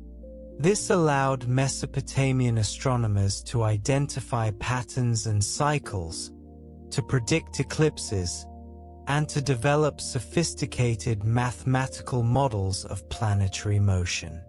These astronomical achievements weren't separate from religion but expressions of it. Understanding the movements of the planets meant understanding the movements and will of the gods. Predicting an eclipse was predicting a divine event. The expertise of the astronomer priests was both scientific and religious. Astrology, the interpretation of celestial events as signs of earthly events, was highly developed. If Jupiter and Mars appeared close together in the sky, what did this portend? If an eclipse occurred at a particular time, what would happen to the king or the kingdom? Extensive collections of astrological omens provided interpretations for various celestial configurations. Kings employed astronomer priests to watch the skies and report significant phenomena. Based on these reports and their astrological interpretations, important decisions might be made or postponed. If the omens were particularly ominous, rituals might be performed to ward off the threatened disaster. The Anunnaki, as cosmic deities, were linked to this celestial realm. They decreed fates, and these decrees might be read in the stars. The heavens were both the dwelling place of the gods and a divine text written for those who could understand it. This integration of astronomy, astrology, and religion may seem strange to modern sensibilities, accustomed as we are to sharp distinctions between science and religion. But in the Mesopotamian worldview, these weren't separate domains. Observing the heavens, calculating planetary positions, and interpreting divine will were all part of the same endeavor. Understanding the gods and their relationship to the human world. The fall of Mesopotamian civilization didn't end suddenly but gradually declined over centuries. Various factors contributed: environmental degradation, particularly salinization of agricultural land due to irrigation, political instability and foreign invasions, and the rise of new powers in the region. The last great Mesopotamian empire was the Neo-Babylonian Empire, which flourished in the 6th century BCE. Nebuchadnezzar II, its most famous king, rebuilt Babylon into one of the most magnificent cities of the ancient world, including the Hanging Gardens, one of the 7 wonders of the ancient world, though their actual existence is debated by scholars. But in 539 BCE, Babylon fell to Cyrus the Great of Persia without a fight. The Persian conquest didn't destroy Mesopotamian culture immediately. Cyrus and his successors generally respected local traditions. Temples continued to function, and cuneiform texts continued to be written. But Babylon was no longer the center of an independent empire. Alexander the Great conquered the Persian Empire in 331 BCE, bringing Mesopotamia into the Hellenistic world. Greek became the language of administration and culture, though cuneiform continued to be used for traditional religious and astronomical texts for several more centuries. The last known cuneiform text dates to 75 CE, nearly 3,000 years after the script was first developed. After that, knowledge of how to read cuneiform was lost. The ancient Mesopotamian languages, Sumerian and Akkadian, ceased to be written or spoken. The temples fell into ruins. The great ziggurats crumbled. The religious traditions of Mesopotamia, which had endured for millennia, finally came to an end. But the legacy didn't entirely disappear. Elements of Mesopotamian myth and culture influenced neighboring peoples. The Hebrew Bible contains stories, like the flood narrative, that have Mesopotamian origins. Greek writers preserved some information about Babylon and its traditions, though often in garbled or inaccurate forms. The physical remains of Mesopotamian civilization were gradually buried under windblown sand and soil. The great cities became tells, mounds that dotted the Iraqi landscape. Local people sometimes knew that these mounds contained ancient ruins, but the knowledge of what civilization had created them and what their texts said was completely lost. For nearly 2,000 years, Mesopotamian civilization was forgotten. The Anunnaki, once worshipped by millions over millennia, were unknown. The great temples were ruins under the earth. The gods had truly returned to the dust from which the Mesopotamians believed humanity was formed. The rediscovery of Mesopotamian civilization began in the 19th century as European powers became increasingly interested in the Middle East. Initially, this interest was partly motivated by the Bible. Scholars and theologians wanted to find archaeological evidence for biblical events and places. Early excavations were often more like treasure hunting than careful archaeology. Austen Henry Laird excavated Nimrud and Nineveh in the 1840s and 1850s, sending spectacular finds back to the British Museum, including enormous human-headed winged bull statues that had guarded Assyrian palaces. Paul Emile Botta excavated Khorsabad, finding another Assyrian palace with similar magnificent sculptures. These early excavators were looking primarily for impressive objects to send back to European museums. Cuneiform tablets were collected, but no one could read them yet. The breakthrough in decipherment came gradually through the work of multiple scholars comparing different versions of texts and using the Behistun inscription, a trilingual text carved on a cliff face in Persia, as a kind of Rosetta Stone. Once cuneiform could be read, the scope of Mesopotamian civilization became clear. These weren't just the people mentioned in the Bible. They had their own extensive literature, complex religious systems, sophisticated legal codes, advanced mathematics and astronomy. An entire lost world came into view. Excavations continued through the late 19th and early 20th centuries, though often still with methods we would now consider crude.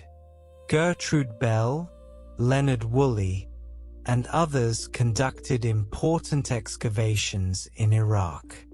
Woolley's excavation of Ur in the 1920s and 1930s, funded partly by the British Museum and partly by the University of Pennsylvania, uncovered spectacular royal tombs and much information about Sumerian civilization. The pace of discovery was extraordinary. Thousands of texts were published. Museums filled with Mesopotamian artifacts. Universities established programs to train specialists in Assyriology, the study of ancient Mesopotamia. The field expanded rapidly, though it's worth noting that even now, many excavated tablets remain untranslated, waiting for scholars to study them. The Anunnaki emerged from this work as a significant element of Mesopotamian religion. References to them appeared in myth after myth, hymn after hymn, religious text after religious text. Scholars worked to understand who these deities were, what role they played, how Mesopotamian religious thought conceptualized them. This scholarly work continues today. New texts are still being published and translated. Archaeological excavations, though interrupted by various conflicts in Iraq, continue when possible. Our understanding of Mesopotamian religion, including the Anunnaki, continues to develop and refine. Modern misconceptions, unfortunately, alongside legitimate scholarship, the Anunnaki have also become the subject of various pseudoscientific and pseudo-historical claims.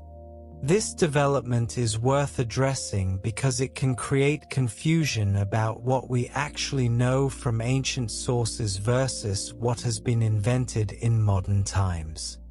The primary source of these alternative theories is Zecharia Sitchin, who published a series of books beginning in 1976 with the 12th planet. Sitchin claimed to have discovered evidence in ancient Sumerian texts of extraterrestrial visitors who genetically engineered humans to serve as a slave race to mine gold for them.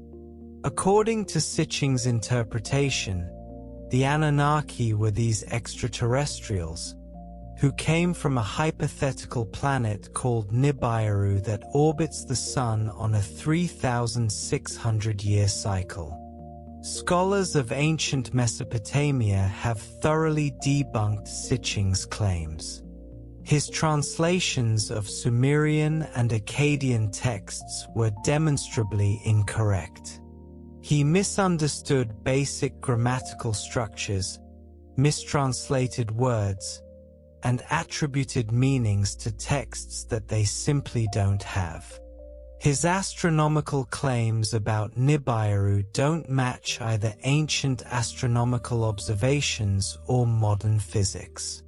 Sitchin wasn't trained in ancient Near Eastern languages or history, and his work was not accepted by any mainstream academic institution. Multiple scholars with expertise in Sumerian and Akkadian have pointed out the fundamental errors in his translations. Dr. Michael Heiser, who earned a PhD in Hebrew Bible and Semitic languages, wrote an extensive critique demonstrating numerous specific errors in Sitchin's work. Despite this scholarly rejection, Sitchin's ideas have been enormously popular. They've spawned numerous imitators and variations, creating an entire genre of ancient astronaut theories. These theories are promoted in television programs, YouTube videos, and countless books and websites. Why do these theories persist despite their lack of scholarly support? Several factors may be at work. The ideas are certainly more dramatic and exciting than the actual historical evidence. They appeal to those who are skeptical of mainstream academia or who enjoy alternative theories. They provide simple explanations for complex human achievements like the pyramids or advanced ancient knowledge. And in an age where science fiction has made ideas about extraterrestrials familiar and plausible to many people, theories about ancient aliens don't seem as far-fetched as they might have in earlier eras. But it's important to be clear, there is no credible evidence that the Anunnaki were extraterrestrials, that Nibiru exists, or that ancient texts describe anything like modern concepts of space travel or genetic engineering. These are modern inventions projected backward onto ancient texts, not discoveries within those texts. The real Anunnaki, the deities actually worshipped in ancient Mesopotamia, are fascinating enough without such embellishments. They were central to one of humanity's earliest and most influential civilizations. They represent sophisticated religious and philosophical thinking about cosmic order, divine authority, human destiny, and the relationship between the earthly and divine realms. By studying what the ancient texts actually say, we gain insight into how ancient Mesopotamians understood their world and their place in it. We see remarkable achievements in literature, law, astronomy, architecture, and religious thought. We encounter ideas that would influence later civilizations, including our own. That genuine history is more valuable than manufactured mysteries. What the texts actually tell us, having addressed modern misconceptions, let's return to what the ancient sources actually tell us about the Anunnaki. When we read these texts carefully, several themes emerge consistently. First, the Anunnaki are powerful cosmic deities, often associated with the determination of fate. Texts frequently describe them as decreeing destinies, both for individuals and for humanity as a whole. This role as fate determiners was perhaps their most consistent function across different texts and time periods.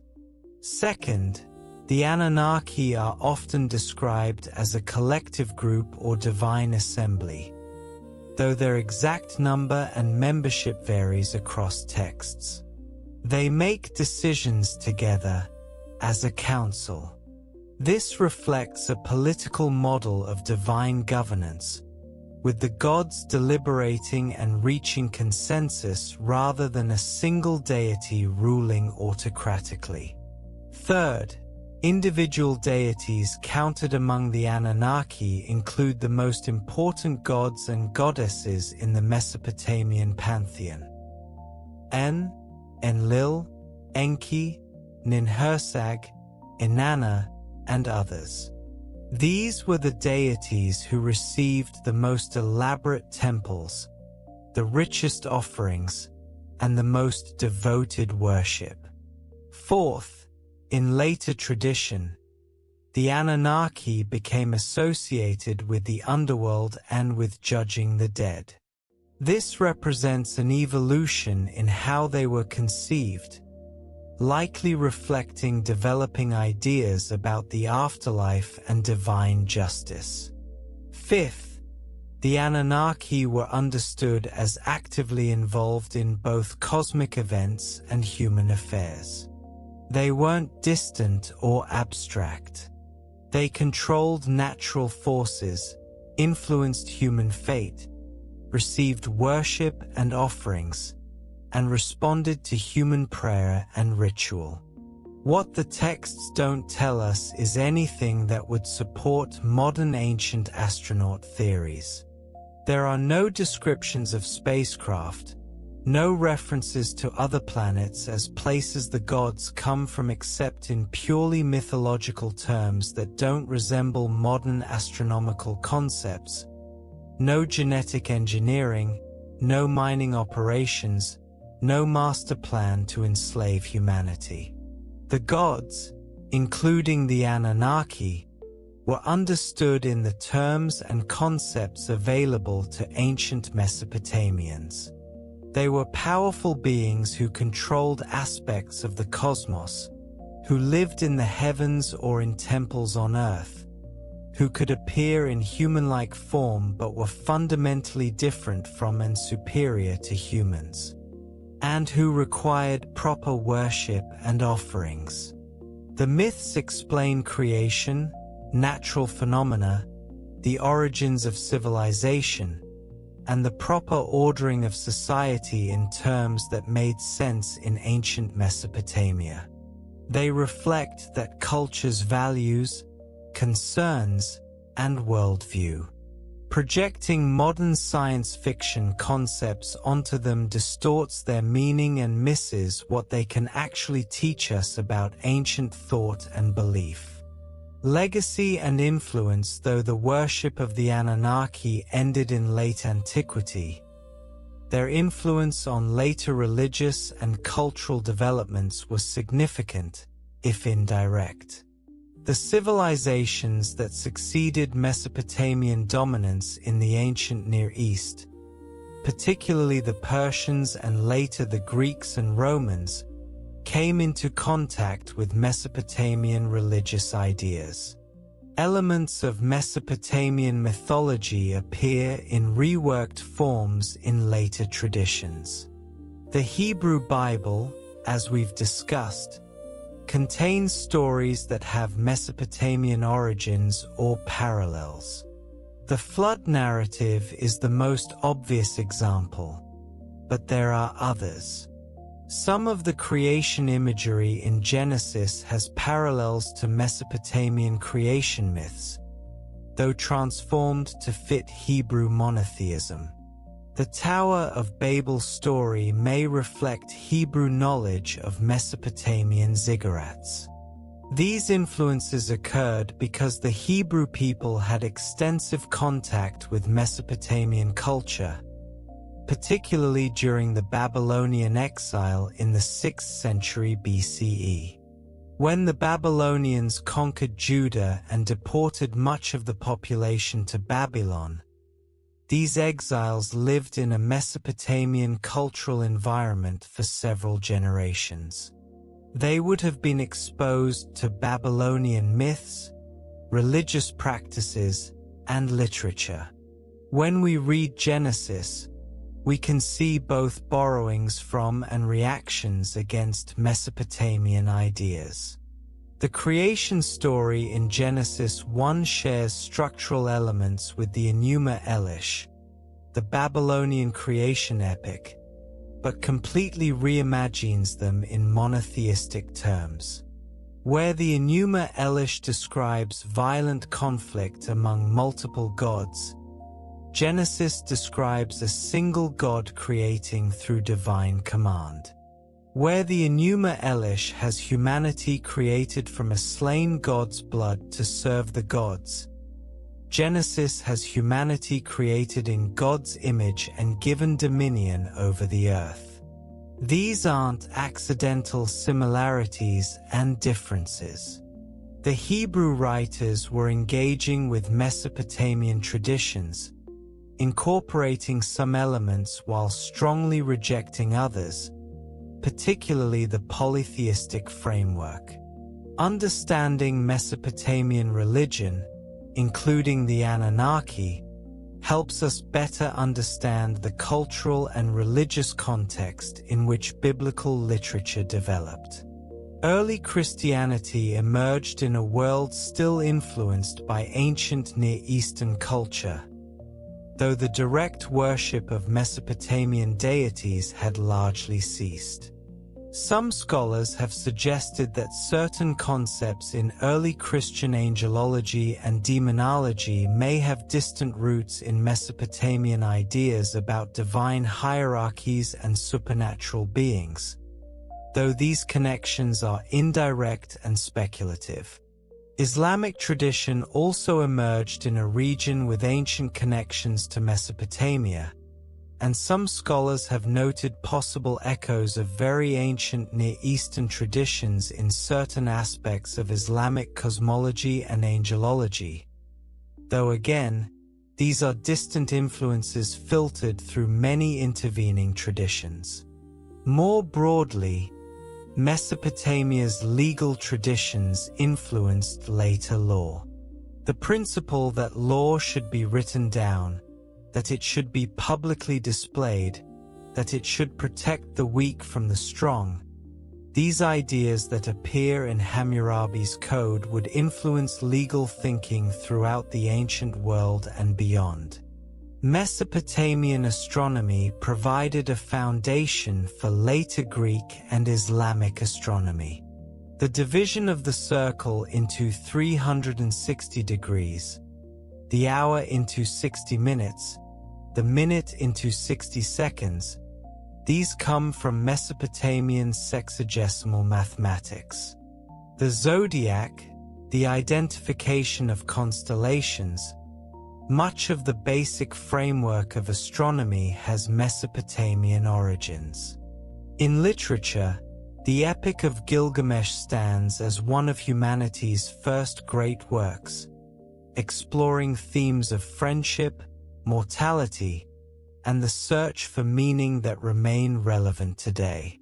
Modern translations of the epic have found wide audiences, with readers responding to Gilgamesh's very human struggles despite the story's ancient origins. So while the Anunnaki themselves are no longer worshipped, the civilization that created them left an enduring legacy. Many fundamental aspects of civilization, writing, law, astronomy, mathematics, literature, urban planning, and complex religious thought were pioneered or developed to high levels in ancient Mesopotamia. Comparative mythology looking at the Anunnaki in comparison with the divine councils or groups of deities in other ancient cultures can be illuminating. Many ancient religions featured groups of important gods who functioned collectively in some contexts. In ancient Egypt, groups of deities were sometimes organized as enneads, groups of 9 gods. The most famous was the Ennead of Heliopolis, which included Atum, Shu, Tefnut, Jeb, Nut, Osiris, Isis, Set, and Nephthys. These 9 gods were considered a family that embodied cosmic principles and played crucial roles in Egyptian mythology. The Greek Olympians provide another parallel. The 12 major gods who lived on Mount Olympus, led by Zeus, functioned as a divine council that made decisions affecting both the cosmos and humanity. Greek myths frequently depict the Olympians in assembly, debating and deciding matters together, much as the Anunnaki are sometimes portrayed.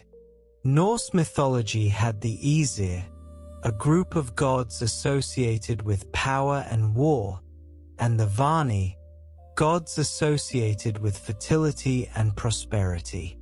These groups were initially separate but eventually made peace, and some gods from each group joined the other. Hindu tradition speaks of the Devas, a large group of celestial deities, and in some contexts the Trimurti of Brahma, Vishnu, and Shiva are seen as supreme manifestations of the divine principle. These parallels suggest that the concept of a divine council or group of major deities was a common way for ancient peoples to organize their understanding of divine power. It reflects, perhaps, human political structures, with divine assemblies mirroring human assemblies, councils of elders, or groups of leaders who make decisions collectively. But there are also significant differences. The Mesopotamian pantheon was remarkably stable over time, with the same deities being worshipped across millennia and across different linguistic and ethnic groups. The integration of Sumerian and Akkadian religious traditions, with Sumerian deities being identified with Akkadian counterparts, shows a flexibility and syncretism that not all religious systems displayed. The Mesopotamian conception of the relationship between gods and humans, with humans created specifically to serve the gods through worship and offerings, is more explicit than in some other traditions. Greek gods, for instance, were believed to intervene in human affairs and to desire honor and sacrifice, but the idea that humans were created specifically for divine service isn't as central to Greek mythology as it is to Mesopotamian thought. The underworld role of the Anunnaki also seems fairly distinctive. While many cultures had gods or beings associated with the underworld and with death, the specific concept of the same gods who decreed fate in heaven also serving as judges of the dead in the underworld shows a particular kind of integration of celestial and chthonic elements. Studying the Anunnaki comparatively helps us see both what was unique to Mesopotamian religion and what themes and patterns were common across ancient religious systems. It reminds us that while each culture developed its own distinctive mythology and theology, humans across cultures have grappled with similar fundamental questions about divine power, cosmic order, human purpose, and death. The archaeological evidence, our knowledge of the Anunnaki, comes primarily from texts, but archaeological evidence provides crucial context for understanding how these deities were actually worshipped in practice. Excavations of Mesopotamian cities have revealed temple complexes of enormous size and sophistication. The ziggurat at Ur, for example, still stands partially today, even after more than 4,000 years. Its massive bulk testifies to the resources that were devoted to honoring the gods. Within temple complexes, archaeologists have found evidence of daily cult practices. Offering tables, altars, basins for ritual purification, and spaces for food preparation all speak to the regular cycle of worship. Storage rooms contained accumulated offerings. Administrative texts found in temple archives document the quantities of food, drink, oil, and other materials consumed in divine service.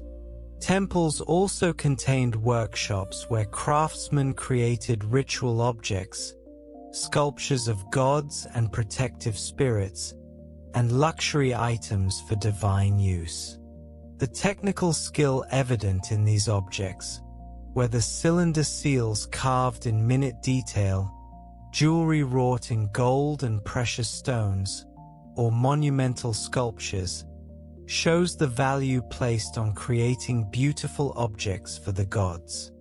Statues of worshippers have been found in temples, left there as perpetual prayers. These statues, often with wide, staring eyes, stood before the god's image in the sanctuary, their clasped hands representing eternal devotion. An inscription might identify whose statue it was and ask the god to bless that person. Private houses sometimes had small shrines where household worship took place. Archaeological evidence suggests that ordinary people, not just priests and kings, participated in religious life. Small figurines of protective deities, amulets, and offerings found in domestic contexts show that religion pervaded every level of society. Burial practices also reveal religious beliefs. Graves from various periods show that the dead were buried with objects they might need in the afterlife: food, drink, tools, weapons, jewelry. This material evidence confirms what texts tell us about Mesopotamian beliefs in an afterlife where the dead would continue to exist, if in a diminished state. Some of the most spectacular archaeological discoveries have been royal tombs, particularly those excavated by Leonard Woolley at Ur. These tombs contained incredible wealth: gold vessels, jewelry of lapis lazuli and carnelian, musical instruments decorated with precious materials, and, disturbingly. Evidence of human sacrifice. Attendants were apparently buried alive to accompany the deceased ruler into the afterlife. These archaeological finds bring the textual evidence to life. Reading about temple offerings in a hymn is one thing. Seeing the actual offering tables and storage jars is another. The combination of textual and material evidence gives us a fuller picture of how Mesopotamian religion actually functioned in practice. Regarding the Anunnaki specifically, while we don't have temples explicitly dedicated to the Anunnaki as a group, the temples of the individual deities counted among the Anunnaki, Enlil's temple at Nippur, Inanna's at Uruk, Enki's at Eridu, were among the most important in Mesopotamia. These sites have been extensively excavated, revealing layer upon layer of occupation and reconstruction over thousands of years.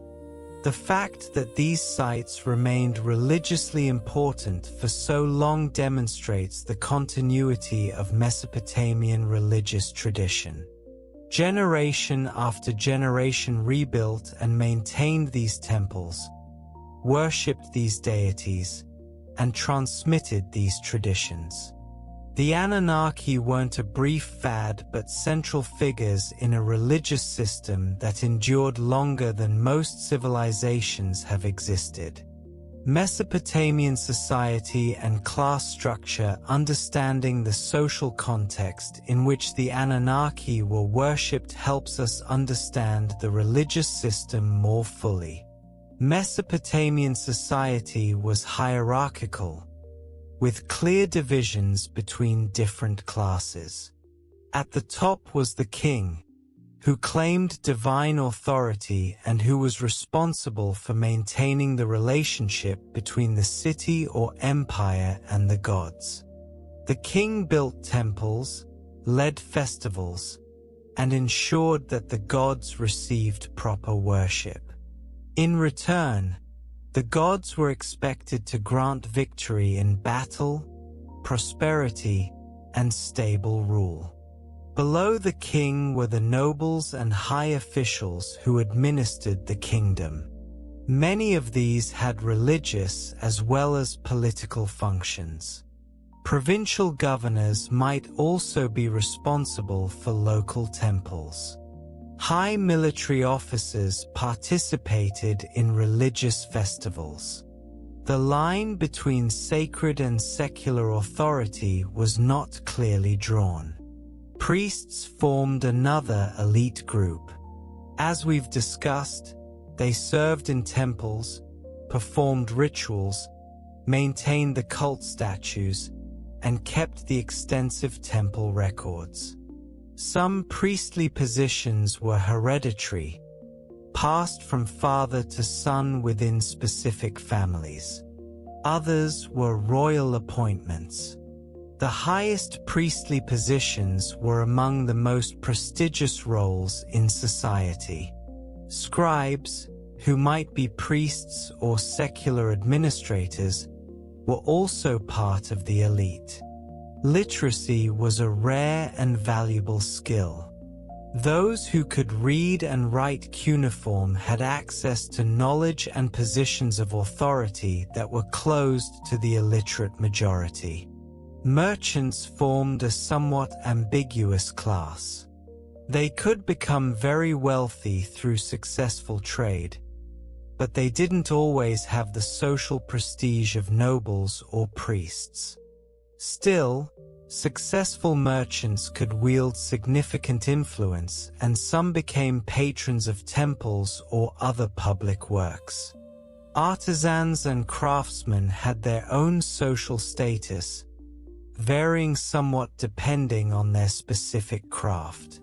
Skilled metallurgists, jewelers, sculptors, and architects were valued for their abilities. They might be employed by temples, palaces, or wealthy private individuals. The majority of the population were farmers, herders, and laborious. Their lives were difficult, marked by hard physical work and vulnerability to crop failures, disease, and war. Yet they too participated in religious life, attending festivals, making small offerings when possible, and believing in the same gods as their social superiors. At the bottom of the social hierarchy were slaves, who had very limited rights and freedoms. Slavery in Mesopotamia came from various sources: prisoners of war, people sold to settle debts, children sold by impoverished parents, or people born into slavery. The treatment of slaves varied, with some working in harsh conditions and others serving in households or even holding positions of some responsibility. This social hierarchy was understood as divinely ordained. The gods had established kingship. The gods received tribute through temple offerings. Social order reflected cosmic order. This doesn't mean everyone was happy with their lot. Texts survive that show people complaining about injustice or expressing frustration with their circumstances. But the basic framework was seen as part of the gods' design for the world. The Anunnaki, as the gods who decreed fates, were understood to be responsible for this social order. A person's position in society, their successes and failures, their length of life, all were determined by divine decree. This could be comforting or frustrating, depending on one's circumstances, but it provided a framework for understanding why life was the way it was. At the same time, the legal codes and royal proclamations emphasizing justice suggest awareness that the powerful could abuse their position. The gods, including the Anunnaki, were believed to favor justice and to punish oppression.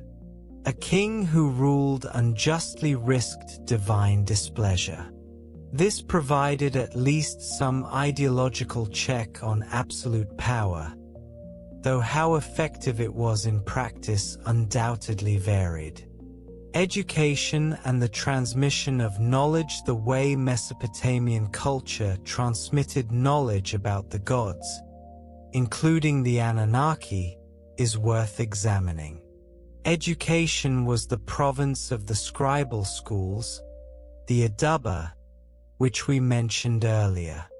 These schools ensured cultural continuity by training each new generation of scribes in the traditional texts and knowledge. The curriculum was demanding and traditional. Students spent years learning to write cuneiform by copying standard texts. These included lists of cuneiform signs, vocabulary lists in multiple languages, and standard literary works. By copying these texts repeatedly, students both learned to write and absorbed the content of the texts themselves. Many of the texts students copied were religious in nature: hymns to the gods, myths, prayers, ritual instructions. By the time a scribe completed his education, he had internalized a vast body of religious knowledge. He knew the myths of the gods, the proper forms for prayers and rituals, the hymns that praised different deities. This educational system ensured remarkable cultural continuity. Texts composed in the 3rd millennium BCE were still being copied in the 1st millennium BCE, more than 2,000 years later.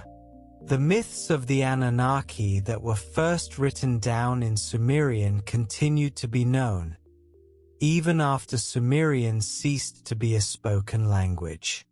Bilingual texts, with Sumerian on one side and Akkadian on the other, allowed later scribes to maintain knowledge of Sumerian literature even after the language was dead. This is similar to how Latin remained the language of scholarship in medieval Europe long after it ceased to be anyone's native language. The temple libraries and palace archives preserved this knowledge. Collections of tablets covering various subjects were maintained and organized. When a tablet was damaged or lost, it would be copied from another version. This process of continuous copying introduced some variations over time, which is why we sometimes have multiple versions of the same text with small differences, but it also preserved the core of the tradition. The oral tradition also played a role, particularly for stories and knowledge that weren't written down or that were performed rather than simply read.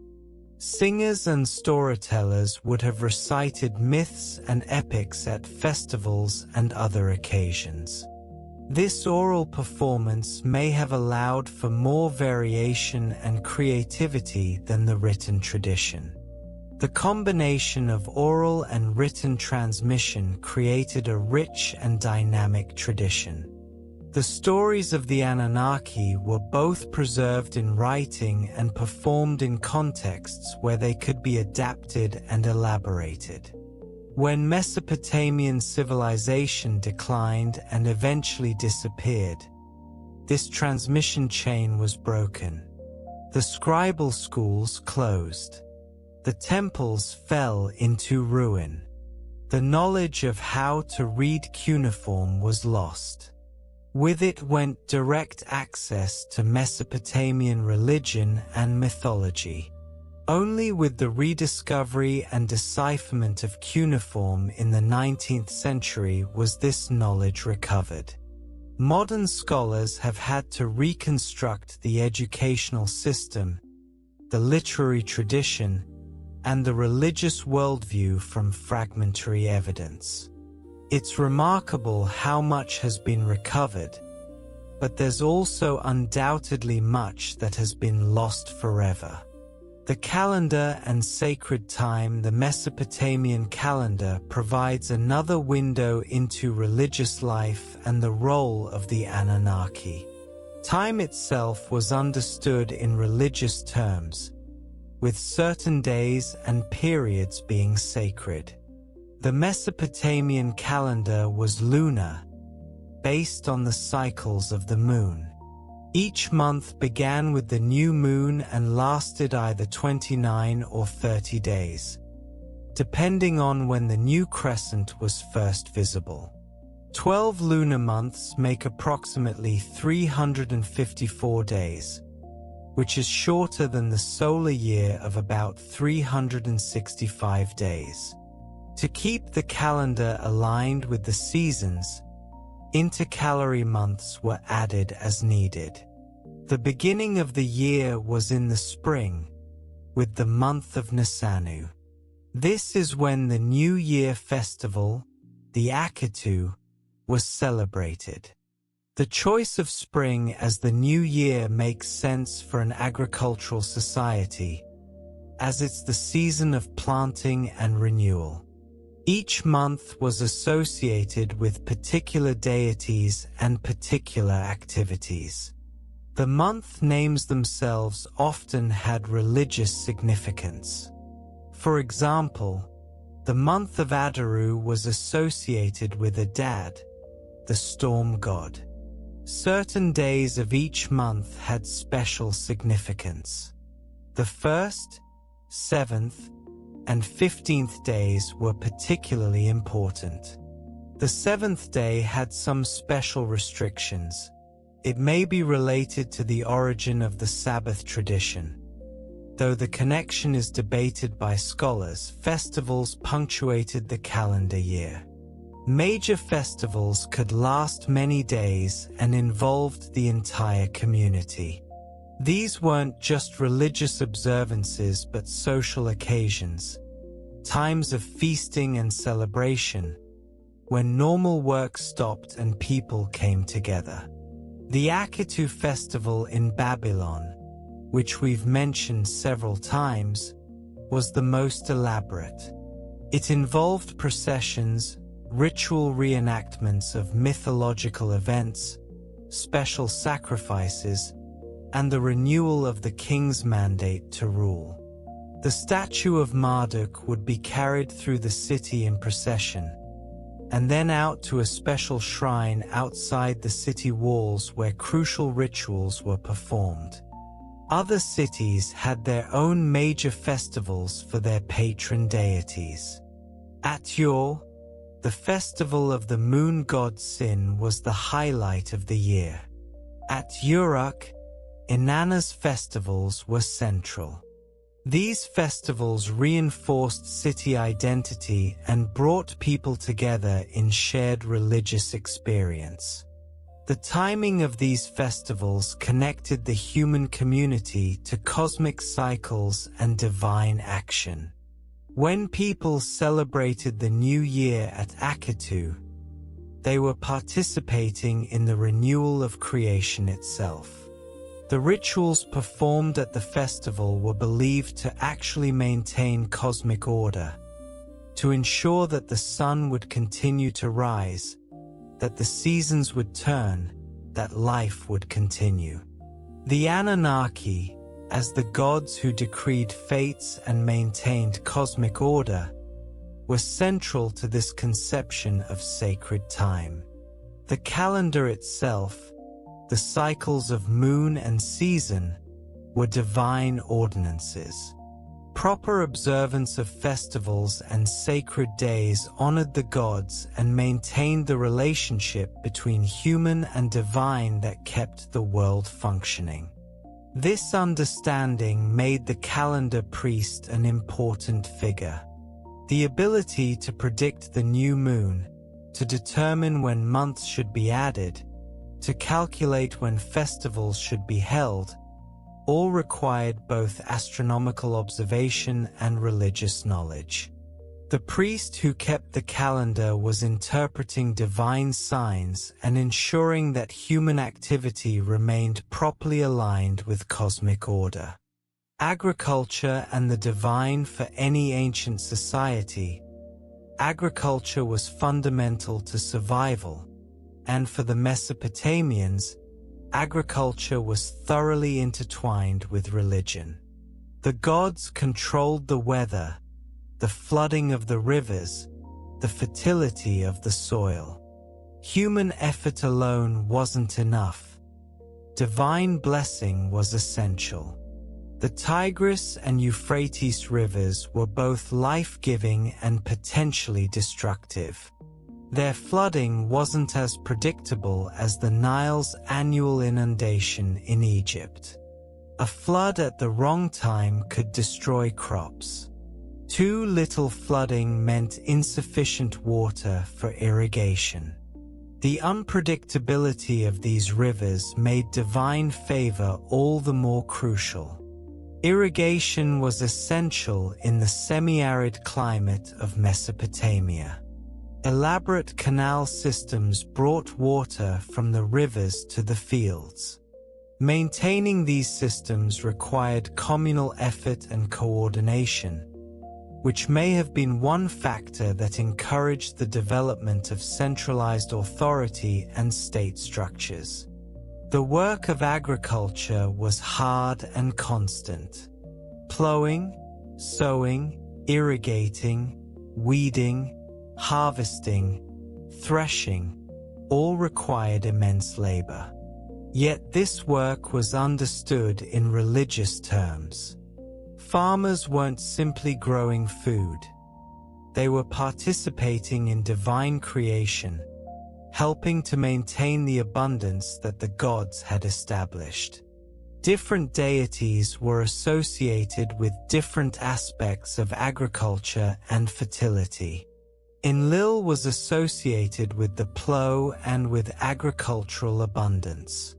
Ninhursag was a mother goddess associated with fertility. Dumuzi was a god of vegetation and animal fertility. Nisaba was the goddess of grain. The cycle of the agricultural year was marked by religious observances. Planting time required rituals to ensure good crops.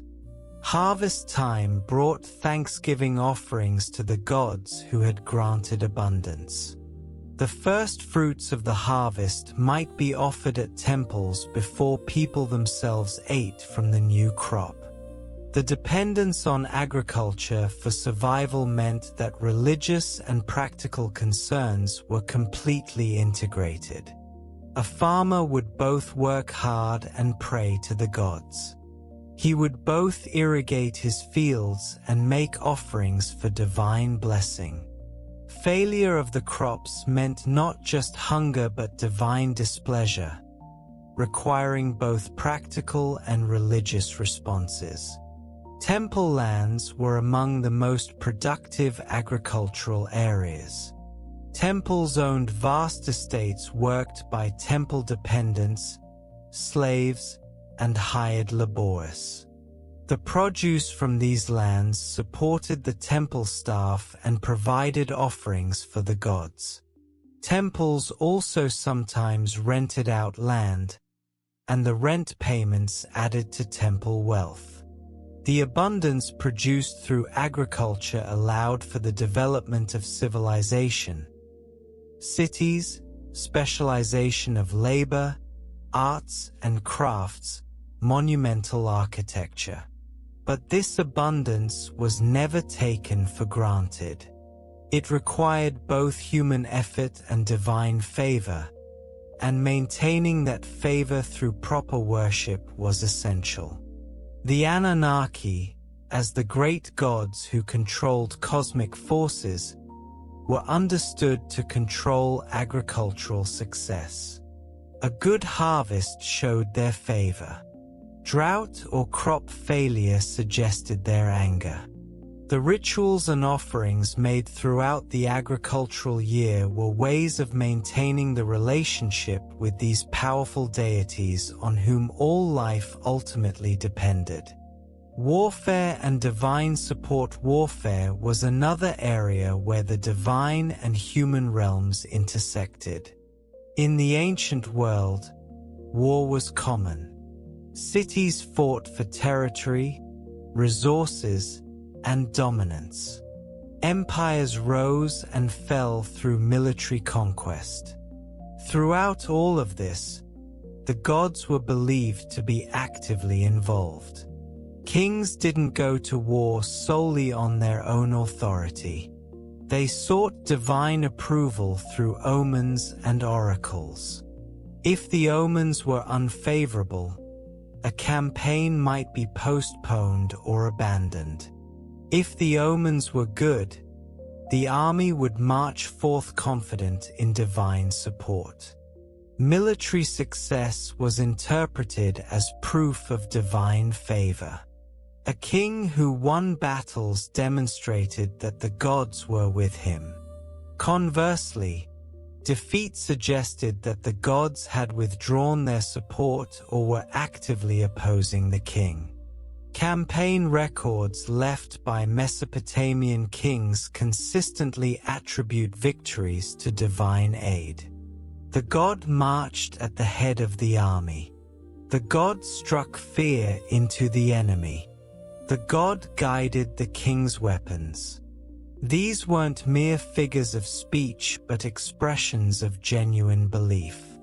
When a city was conquered, its defeat was understood in religious terms. The conquering king might claim that the city's own gods had abandoned it due to the people's sins, or that his gods had proven more powerful.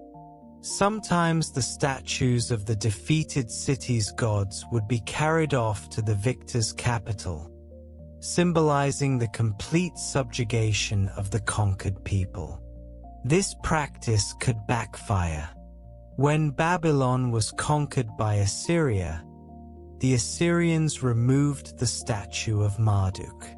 This was understood as a terrible sacrilege and helped fuel Babylonian resentment and eventual rebellion.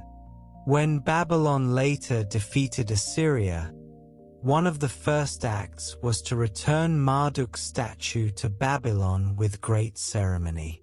Certain deities were particularly associated with warfare. Inanna Ishtar was a war goddess as well as a love goddess. Ninurta and Nergal were warrior gods. These deities were invoked before battle and thanked after victory. The Anunnaki as a group were understood to decree the outcomes of battles. A text might say that the Anunnaki decreed victory for a particular king, or that they withdrew favor, leading to defeat. The ultimate power to grant or withhold military success lay with the Divine Council. Prisoners of war faced harsh fates. Some were enslaved. Some were executed, sometimes in religious rituals thanking the gods for victory. Reliefs from Assyrian palaces show captives being impaled, decapitated, or otherwise brutally killed. These images served both propagandistic purposes, intimidating potential enemies, and religious ones, demonstrating proper thanks to the gods who granted victory. The brutality of ancient warfare is difficult for modern readers to process. It's important to understand it in context without either excusing it or anachronistic judging ancient peoples by modern ethical standards. The Mesopotamians lived in a violent world where survival often depended on military strength. Their religious framework made sense of this violence by placing it in cosmic terms. Wars occurred because the gods decreed them, and outcomes reflected divine will. The built environment, the physical spaces where Mesopotamians lived and worshipped, shaped their religious experience in important ways. The cities themselves were understood in religious terms. City walls weren't just defensive structures but sacred boundaries. The area within the walls was civilized space, protected by the gods. Beyond the walls lay wilderness, associated with chaos and danger. Demons and evil spirits roamed the wild lands, while the gods protected the city. The city center was dominated by the temple complex. This wasn't merely convenient placement but reflected the understanding that the city existed for the god. The deity was the true owner and ruler of the city. The human king was merely the god's steward or representative. Streets were narrow and winding, with houses built close together. Privacy, as we understand it, barely existed. People lived in close quarters with extended family. Courtyards provided open space within the house where much of daily life occurred. Wealthier houses might have multiple rooms arranged around a central courtyard. Poorer families might have only 1 or 2 rooms. But both rich and poor houses typically had household shrines, small spaces dedicated to worship of protective deities and family ancestors. Public spaces included not just the temple but marketplaces where trade occurred, administrative buildings where government business was conducted, and sometimes palaces. In later periods, with the rise of empires, palaces became increasingly grand, decorated with elaborate reliefs and filled with luxurious objects. The materials of construction reflected the environment. Wood and stone were scarce in southern Mesopotamia, so mud brick was the primary building material. This is why Mesopotamian buildings, unlike Egyptian stone temples, have largely eroded away. Mud brick structures return to earth unless constantly maintained. Baked brick, which is more durable, was used for important structures and for facing on major buildings. The use of baked brick was itself a statement about a building's importance, as baking bricks required fuel that was expensive in a region with little wood. Ziggurats used cores of mud brick covered with baked brick shells. Some incorporated drainage systems to prevent water damage. The bricks themselves often bore inscriptions identifying the king who built the structure, turning the building into a permanent record of royal piety and power. Decoration could be elaborate. Glazed bricks in brilliant colors decorated important structures. The Ishtar Gate of Babylon, reconstructed in the Pergamon Museum in Berlin from excavated original materials, shows the splendor of such decoration. Bulls and dragons in bright blue, yellow, and white tiles process across the gate surface. The built environment thus constantly reminded inhabitants of the divine. The ziggurat loomed over the city, visible from everywhere. Shrines appeared in both public and private spaces. Even the city walls connected citizens to the gods who protected them. Living in a Mesopotamian city meant living in a thoroughly sacralized space. The Anunnaki, as the great gods who received worship in the grandest temples, were made visibly present through architecture. The resources devoted to building and maintaining their temples demonstrated their importance. The permanence of stone and baked brick attempted to create lasting monuments to divine power and human devotion. Personal religion. While much of what we've discussed involves state religion, temple cults, and royal rituals, personal religion was also important. Ordinary people had their own relationships with the gods, mediated through but not entirely dependent on priests and institutions. Personal prayers survive that show individuals appealing directly to deities. These prayers express genuine emotion: fear, hope, gratitude, desperation. A person suffering from illness might pray to the goddess Gula for healing. Someone facing injustice might appeal to Shamash, the god of justice. A woman hoping for children might pray to birth goddesses. Personal names, as mentioned earlier, often invoked the gods.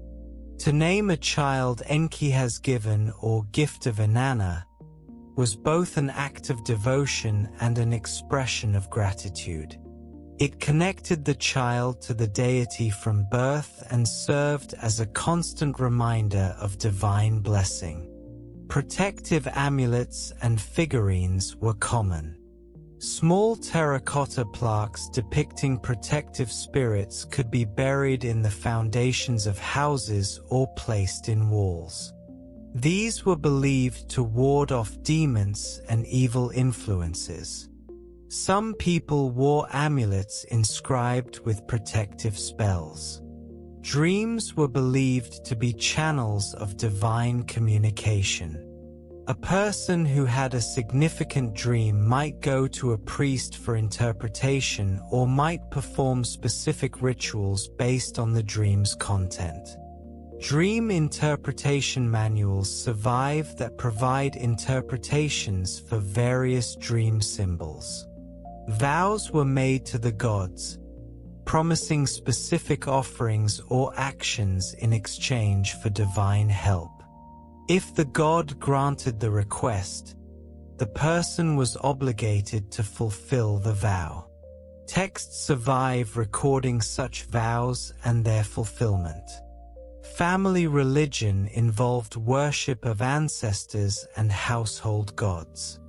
Offerings might be made to deceased family members, ensuring their well-being in the afterlife and securing their continued protection for the living family. Small shrines in homes allowed for daily devotional practices.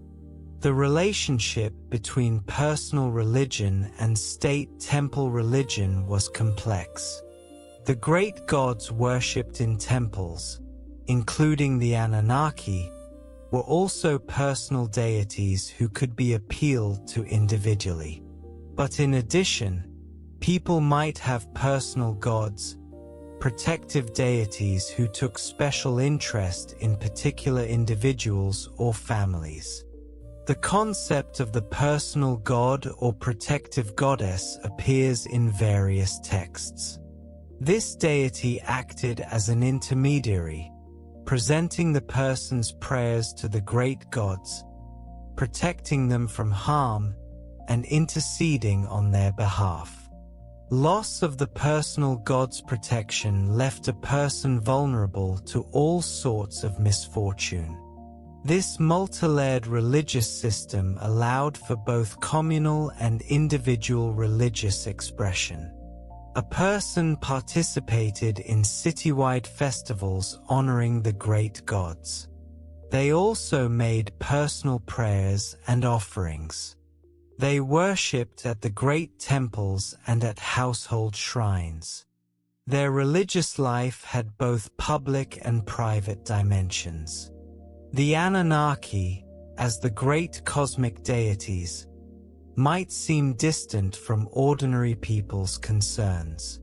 But the Mesopotamians believed these gods did care about humanity, did respond to prayer, and could be moved by proper devotion and offerings. Even the mightiest deity could be approached through proper channels with proper respect. Conclusion: understanding the Anunnaki, we've taken a long journey through Mesopotamian history, culture, and religion to understand the Anunnaki in their proper context. What can we conclude? The Anunnaki were central deities in one of humanity's earliest civilizations. They were the great gods who controlled cosmic forces, decreed human fates, and received worship in elaborate temples. The specific composition of the group varied across texts and time periods, but generally included the most important deities in the Mesopotamian pantheon. These weren't primitive or simplistic religious concepts, but sophisticated theological ideas developed over millennia by one of the world's most advanced ancient civilizations. The Mesopotamians, who worshipped the Anunnaki, built cities, developed writing, created complex legal systems, made accurate astronomical observations, and produced remarkable literature. The myths and beliefs about the Anunnaki reflect fundamental human concerns. Where did we come from? What is our purpose? What happens when we die? How should we relate to forces beyond our control? The answers Mesopotamian religion provided to these questions were complex and nuanced, changing over time but maintaining core themes. Understanding the Anunnaki requires us to set aside modern assumptions and try to see the world as ancient Mesopotamians saw it. For them, the gods were real, active presences. Natural phenomena were divine actions. History unfolded according to divine decree. Proper worship wasn't just a duty, but the very purpose of human existence. Modern misconceptions about the Anunnaki, particularly ancient astronaut theories, do a disservice both to the ancient Mesopotamians and to those seeking to understand them. These theories impose modern science fiction concepts onto ancient texts, distorting their meaning and missing their actual significance. The real Anunnaki are far more interesting than fictional extraterrestrials. They represent humanity's early attempts to understand the cosmos, to create meaning, to organize society, and to grapple with mortality. Studying them gives us insight into how human beings think about the divine, about power, about justice, and about our place in the universe. The texts that mention the Anunnaki, preserved on clay tablets for thousands of years, are precious links to our shared human past. They show us that people in the ancient world were not so different from us. They loved and mourned, hoped and feared, created and destroyed. They built civilizations and left records of their thoughts and beliefs. When we read these texts carefully, when we examine the archaeological evidence thoughtfully, when we try to understand Mesopotamian religion on its own terms rather than through modern preconceptions, we encounter a rich and sophisticated worldview. The Anunnaki were part of that worldview, cosmic deities who connected the earthly and heavenly realms, who decreed the fates of individuals and nations, and who demanded and received the devotion of millions of people over thousands of years. Their worship has ended. The last cuneiform tablet was written nearly 2,000 years ago. The temples are ruins. The rituals are no longer performed. But the legacy remains, in the texts that survive, in the archaeological evidence scattered across Iraq and in museums worldwide, and in the influences Mesopotamian civilization had on later cultures, including our own. Studying the Anunnaki enriches our understanding of human history and human nature. It shows us the remarkable achievements of ancient Mesopotamia. It demonstrates how religious belief can shape civilization. And it reminds us that the questions people asked in ancient Sumer and Babylon, the Anunnaki, the great gods of ancient Mesopotamia, questions about meaning, purpose, death, and the divine, are questions we still ask today. Closing thoughts as we come to the end of our exploration. It's worth reflecting on what the study of ancient religion offers us. We live in a very different world from ancient Mesopotamia. Our technology, our political systems, our understanding of the natural world, all would be incomprehensible to the people who built ziggurats and worshipped the Anunnaki.